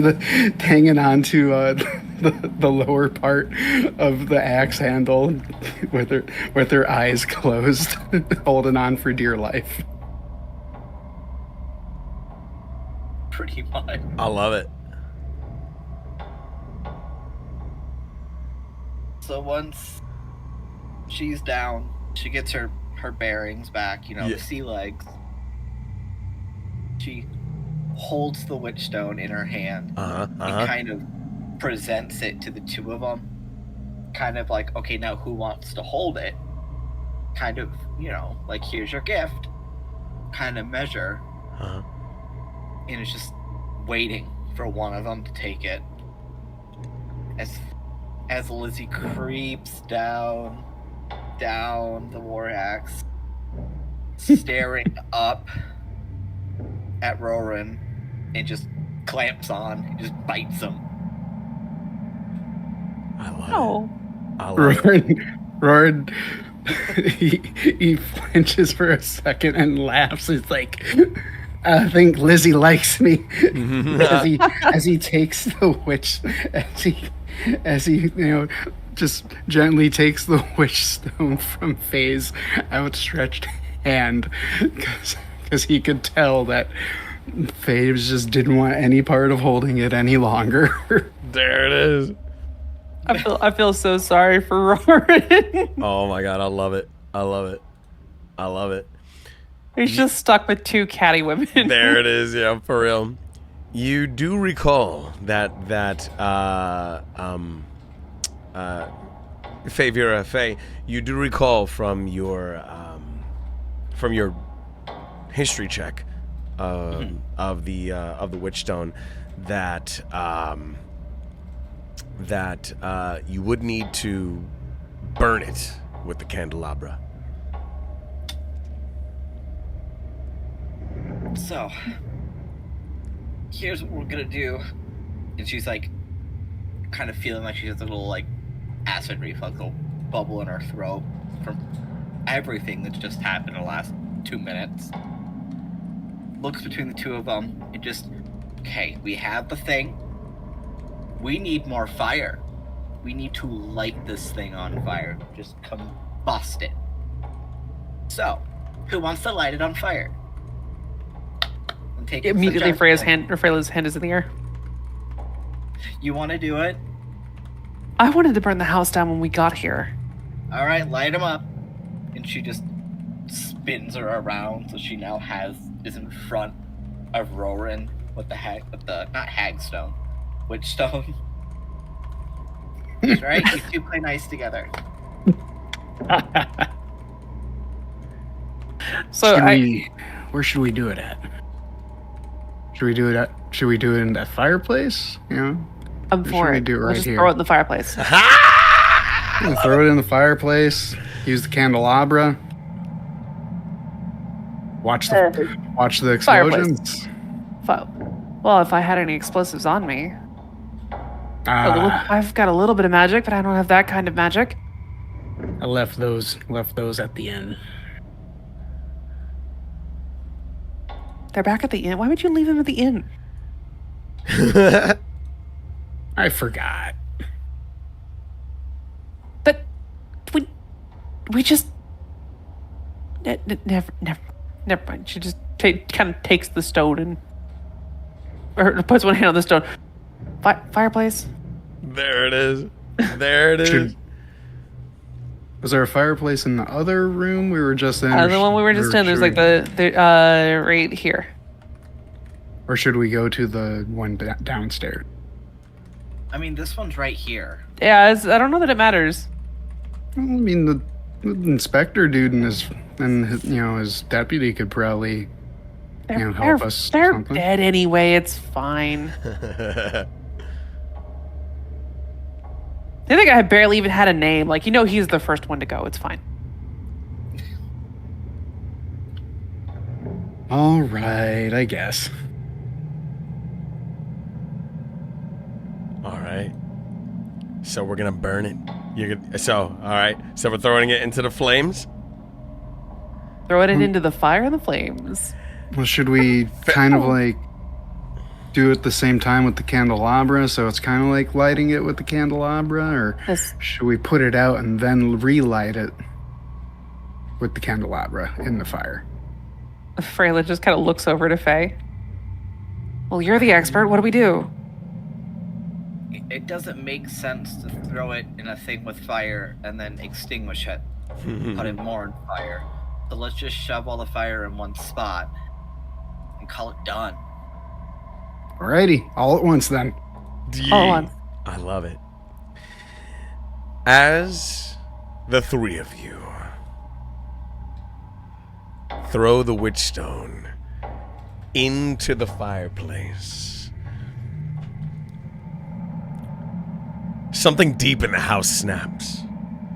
A shockwave of heat erupts from the stone, and suddenly the entire manor trembles. A deep, hollow scream echoes through the halls. Ah! A mixture of pain, rage, and sorrow. And the wooden beams above you start to splinter. The wallpaper curls to ash, and an unnatural fire spreads. The House of Lament is burning from the inside out. Ladies and gentlemen, it is time to roll initiative! Oh, shit. Here we go. Let's go. We pissed it off. Let's go. All right. There it is. There it is. All right. I was waiting for it. Like, we haven't had a single initiative roll this entire time. When's it get? Oh, when the entire house catches fire. Yeah, that makes sense. Let's go. Time to say, I don't know what I'm doing. No, Good luck, you two. Yo, I love it. Okay. We pissed it off. Here we go. Roran, do you know how to do initiative on the character sheet? Oh, do I just click initiative? I thought I did it. Yeah, just click. Yeah. Oh, did you? Yeah, do we it. did. So yeah, click your. You didn't show up in the turn order. Click your character, and then hit initiative again, and then I'll add the 4. Oh. There you go. All right, beautiful. Bada boom. All right, let's get. Bada bing, bada boom. Let's get some Bada bing, bing, crazy boom. chase music. Oh, God. I'm first with a 13. There it is. Well, All right. Now. All right. So, warriors, champions, the house is burning on flame. The house is burning. You've got to escape. You have to escape. So with that being said, you have all the tools at your disposal. There will be checks. There will be checks along the way. So with that being said, you have to escape the house as it's burning down before you. Freyla, what do you do? Okay, first The off. beams start to fall down. As you look around you, you see that the door to the balcony has caved in on itself. There's no going outside. You're gonna have to go through the house.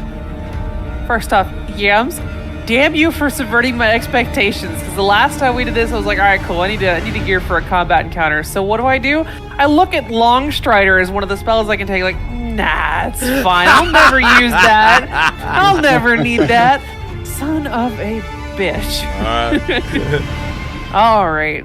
Well, we need to not be in here. So, Run. you said this is caved in, right? Yeah. Do I have any clever things I can do? The answer to that is probably not.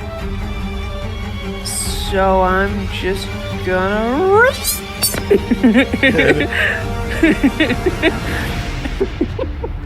I might be. Alright, I'm going to... Let's start with a simple move here. So, 15, 20, 25... 30 there. Nothing changed, right? Just a house on fire. There it is. All right. Let's see. So we'll do at the top of every round. The house will do something. So Okay. yeah. So yeah. Next in the lineup. Next in the line. Yeah. Or you can end your turn. Yeah. I still have my sprint. Yo, action. yeah. Hit me with it. Yeah. You still got your Let's do it. action. We'll get there. So Frey, before she takes off, just looks at the other two and goes, "The fucking house is on fire! Run!" It just takes off. So I'm gonna double move and 10, 15, 20, 25, 30. Okay, so sprint, full on, use my action, sprint, running down the hall. Perfect. Beautiful. Getting the hell out of Dodge. Next in the lineup, Favira. I don't know. I don't have a lot of like. How much do you weigh? Oh shit! How much you? Oh, here we go. I don't know. I'm picking you up, bro. We out. Get on. Oh my god, I love it. Get on, halfling.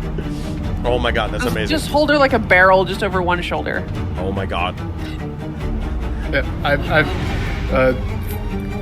just like move over to me. I'll pick you up, throw you over my shoulder. My axe will be in my right hand, and you'll be over my left shoulder. I love that so much. Am I the only person imagining Shrek and Fiona right now? Yeah! Oh my god, yo. I guess the only thing I can really do that's productive is bolt it. Yeah, that's where I'm at. It's like, just run. So what is it? I have 30 feet speed. Math has never been my strong skill. 6 tiles. Each tile's 5 foot, so you got 6 tiles with your movement. And then if you sprint with your action, you can move up to 12.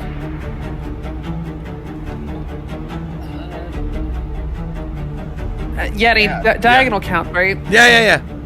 Okay. Let's make sure I didn't just cut corners there incorrectly. Yeah, I'll do double that.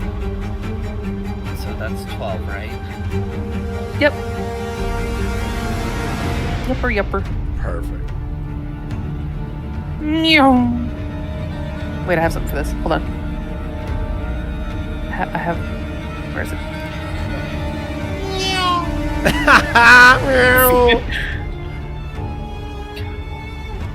Of course, my cat's passed out, or else she would make that.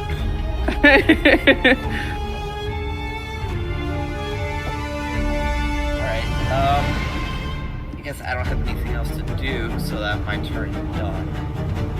Perfect. Next in the lineup, we have Roran. Alright, I am gonna be bolting it just like those two did. Hell yeah. Meow. As I run up there, I'm gonna just kind of, because I believe the 12. I'll do like one less movement just because I want to help. If it's all right with Faye, Yeah. I'm going the scooper up over my left shoulder as I run by. That works, yeah, sure. Oh, now the halfling wants to be moved around. We're dying here. We're not dying yet. We're just about to die. I'm gonna say, can't you turn into a bird or something? I'm sorry. I feel bad for picking on you in character, but I love that you've been There such a it good is. sport about it. That deserves a shout out, I think. I love it, yeah.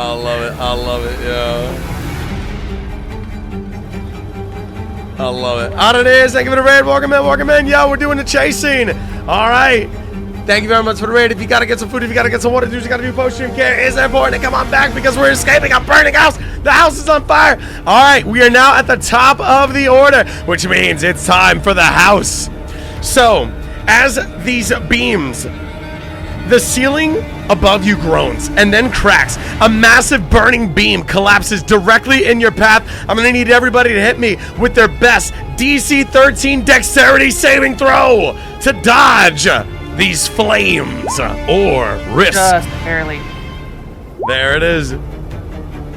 Damn. There it is. All right, so what do we got? 14, 23, and a 10. All right, everybody succeeds. Faye. Since I'm holding Faye, wouldn't they be dodging with me? Oh, very good question. You know what? True. You automatically succeed. Beautiful. Next in the lineup. We're at the top of the order. Freyla, you gotta move. Okay. She casts a glance over, like dodges out of the way as the burning pillar comes down, and then looks back to make sure that the two are still all right. She just kind of meets Roran's eyes for a second and kind of gives him a thumbs up, and then just keeps going.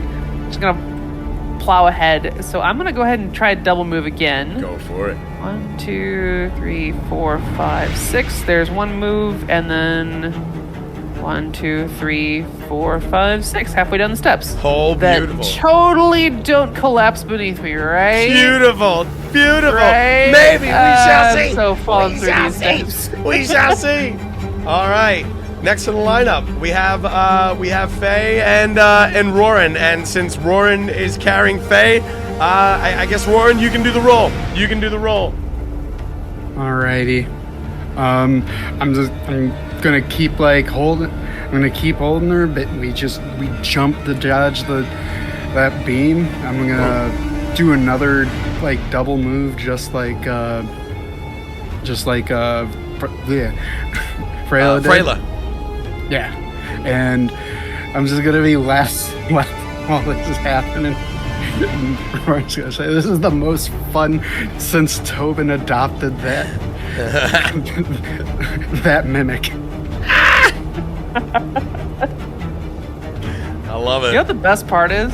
As dwarves, we're probably so short that we're not suffering smoke inhalation. Yo, my God, there it is. That is true. No smoke inhalation. I love it. Perfect. All right. Next in the lineup, we're at the top of the order. And now the house is going to do something. All right. As we start to make our way down the stairs, the spirits of the house, they do not want you to leave. A phantasmal spectral hand bursts from underneath the steps that you are currently standing on, reaching for Freyla's throat. Freyla, I'm going to need you to hit me with your best wisdom, DC 14 wisdom saving throw. Oh God. Okay. All right. Here we go. Save. Ready? This thing's- 3, Yeah. 2. Fuck. No! All right, Freyla. Wait. Can I inspiration? You may inspiration. Roll action. Reroll it. DC 14.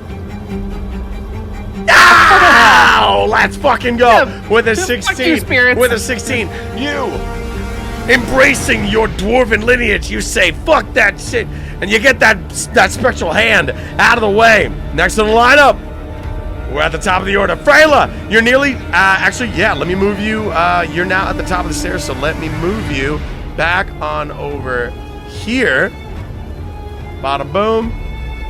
And I like to imagine the hand reaches out and she just ducks, and it catches Braid instead. I love it. And there's this moment where it tugs her head and she just reflexively just punches into the wall. I love it.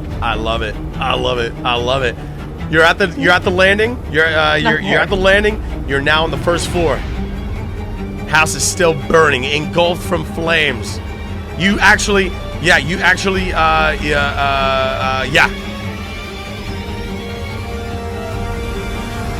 that my turn? Yeah, it's your turn, Freyla. Okay. You know what? I'm gonna 4, 5, 6. I'm actually gonna double move and go into the parlor Holy to see shit. if the two investigators are still there. As you make your way into the parlor, you see that it's completely empty. But then you hear a bit of a commotion from the outside, coughing.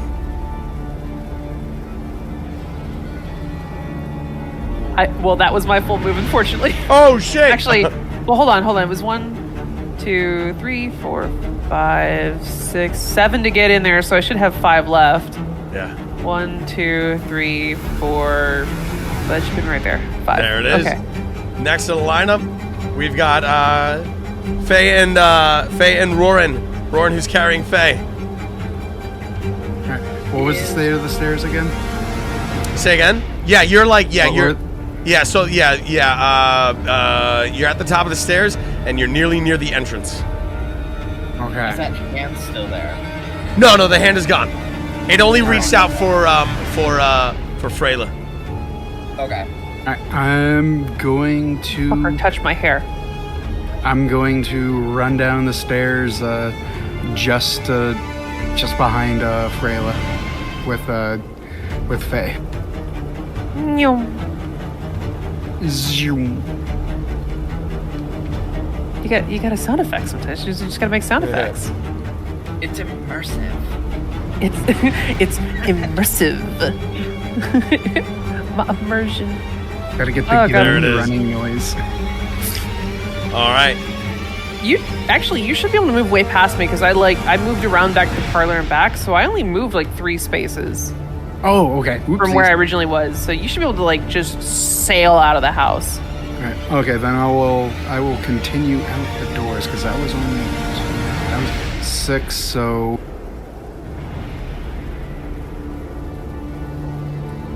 I think that's about 12 right there then. There it is. There it is. All right, let me see. Perfect. All right. Roran. All right, Roran, Theodora. Absolutely safe. Next in the lineup. All right, next in the lineup. Freyla. And the house is gonna do one more thing. Oh, thing. shit, here we go. All right. Here we go. Freyla. All right. A violent gust of supernatural force howls through the hallway, pulling you backward towards the fiery depths. Freyla, I'm gonna need you to hit me with your best DC 14 strength save to keep your footing, as this unnatural force is almost dragging you into the fiery blaze. We need a drum roll. Give me a drum roll. Give me DC a drum roll, 14, chat. baby. Give me a DC drum roll. 14, baby. Fuck you, gas ghostly forces. I can't words. I love it. I blame the beer. I love it. Freyla, with your 24, you exert every bit of strength to muster yourself, moving you out onto the porch from whence you came. And as the last of you, as Freyla rushes out, the house lets out a final, furious shriek before detonating in a storm of ember and ghostly wails. There's a wave of force sends you tumbling into the dirt. Right here. Right here. And you've escaped. But the nightmare is not over yet. Theodora is waiting. And as the flames consume the House of Lament, as the Inferno devours the House of Lament, the air becomes thick with smoke, and the wails of spirits scream from the collapsing walls. Theodora's form flickers, her rage melding with the fire. Her spectral body fighting against the destruction of her home. She reaches out, her voice layered with the countless whispers of trapped souls. No, I won't let go. I won't be left alone. But something changes. The house itself shudders, not in rage, but relief. The spectral energy surrounding Theodora fractures, the wails of the trapped dead turning from anger to peace. The walls split, but rather than consuming, the flames purge. Theodora's form twitches, weakens, falters. She looks at her hands, her expression shifting from hatred to realization. She gasps as her form begins to crumble into light. The fiery spirits that once fed her rage escape to the skyline like shooting stars. The House of Lament is no more. And as you stumble from the wreckage, the storm breaks. The mist that once entrapped you reside. The air clearer, lighter. And for the first time since you've arrived, you feel free. And Theodore's final words echo softly, barely a whisper, as she fades into oblivion. Thank you. And the last remnants of the house collapse inwards, leaving nothing behind but charred ruin beneath an open sky. The House of Lament is finally silent. You then hear coughing from just beyond over here, this brush, and it's the investigators. I take it you destroyed the witch stone.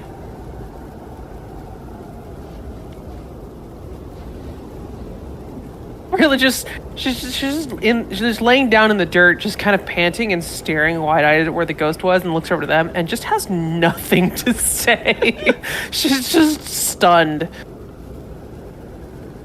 Roran didn't realize he was still kind of like holding Faye on his shoulder. He lets her down and he brushes like the soot out of his beard.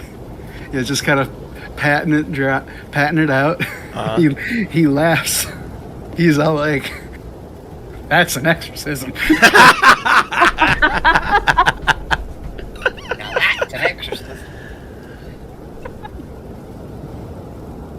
What Faye, the Faye's- fuck just happened? Faye's just gonna shake the suit off like a dog coming out of a bath.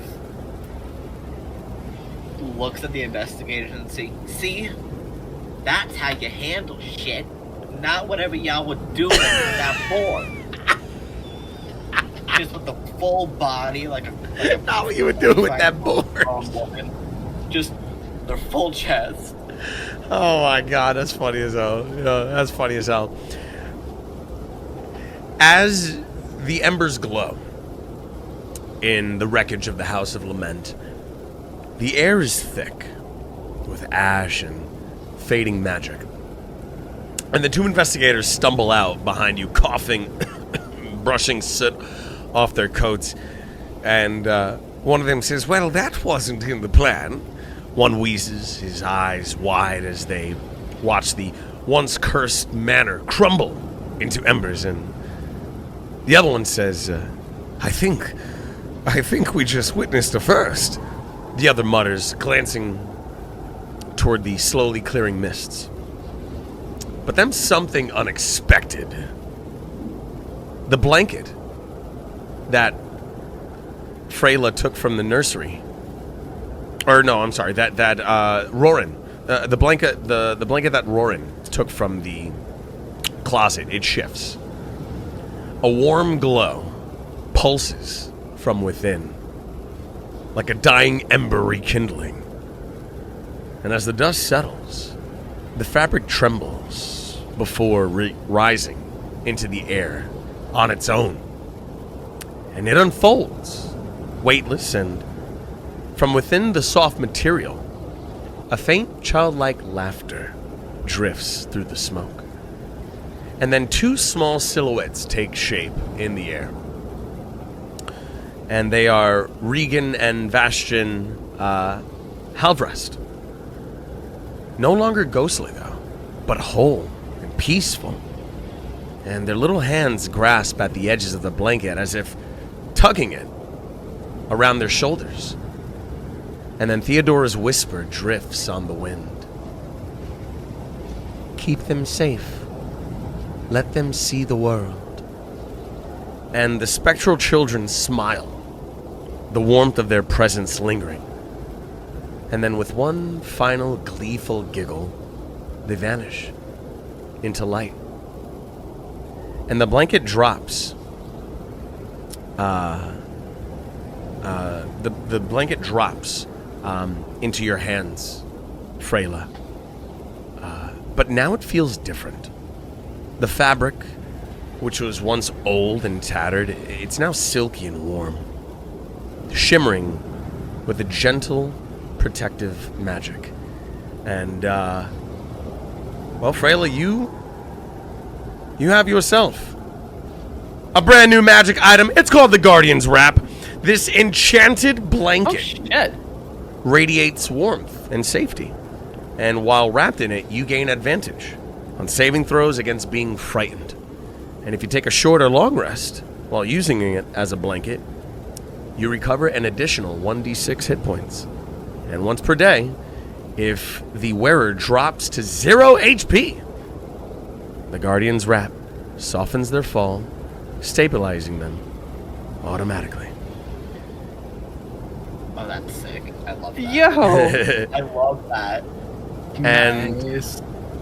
And as the sun rises beyond the clearing storm, the investigators nod to you. An unspoken understanding passing between you all. And Irving says to you, he says, that house had been waiting a long time for someone like you three. Pulling his coat tight, and the other chuckles, dusting soot from his sleeves. He says, well, now the real question is, what's next? And with that being said, it is time for an epilogue, ladies and gentlemen. 3 months have passed since the fall, the demise of the House of Lament. Let's start with Roran. 3 months have passed. What's next for Roran? What is Roran up to 3 months from now? 3 months from now, I'd say he's probably just still drifting around, finding other groups that need help, seeking out some adventures and a way to the most likely pass to another realm. Basically a challenge that could take him down. And he hopes to encounter the two others that he went on this adventure with, because he feels it's been the most fun he's had in decades. I love that. Faye, 3 months have passed since the fall of the House of Lament. What is Faye up to? Honestly, probably still wandering the land, trying to find something that brings her true purpose. Just picked up a couple more familiars on the way. None that can hold a torch. They're lovely little Lazarus. Yeah, we love Lazarus. Which, sidebar, I can totally send a photo of the inspiration of her. She's just hanging out behind me. But she's still traveling with her companions.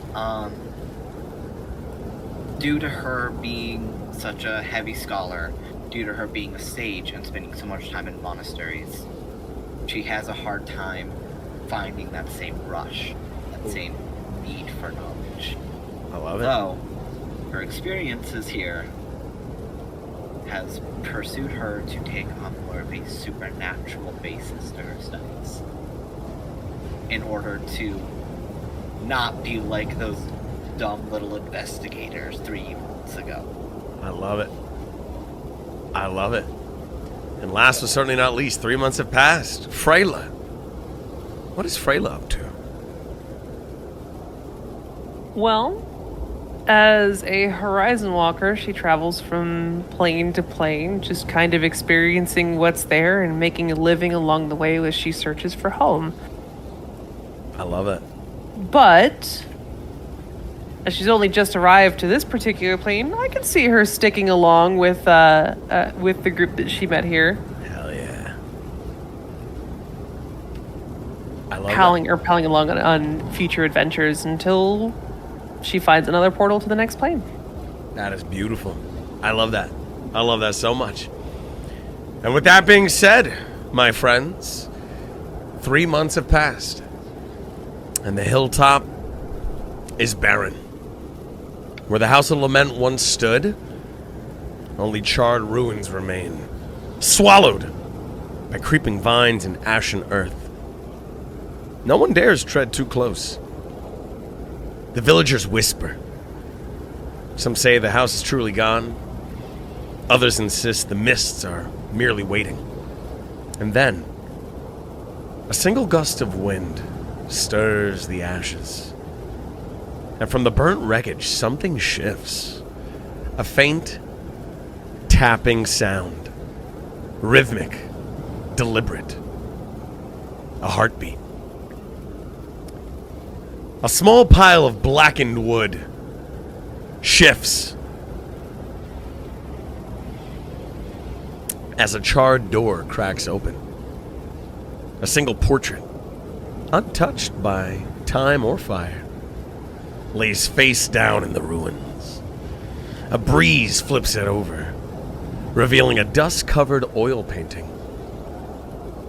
The Halvras family, their faces changed.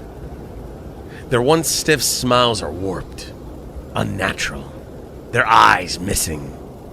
And then, the whispers begin. Not loud, not clear, but a chorus of voices from nowhere and everywhere. The house remembers. A shadow stirs in the ruins. The air grows cold. And then, silence. The wind dies. The fog rolls in. And when the morning sun rises, there's no ruin. Only a familiar, towering silhouette. The House of Lament, rebuilt and waiting. The end, ladies and gentlemen. That Dude. was good. That was good.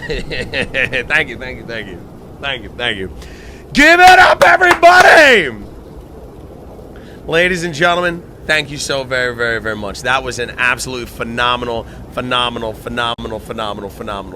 session. Massive love.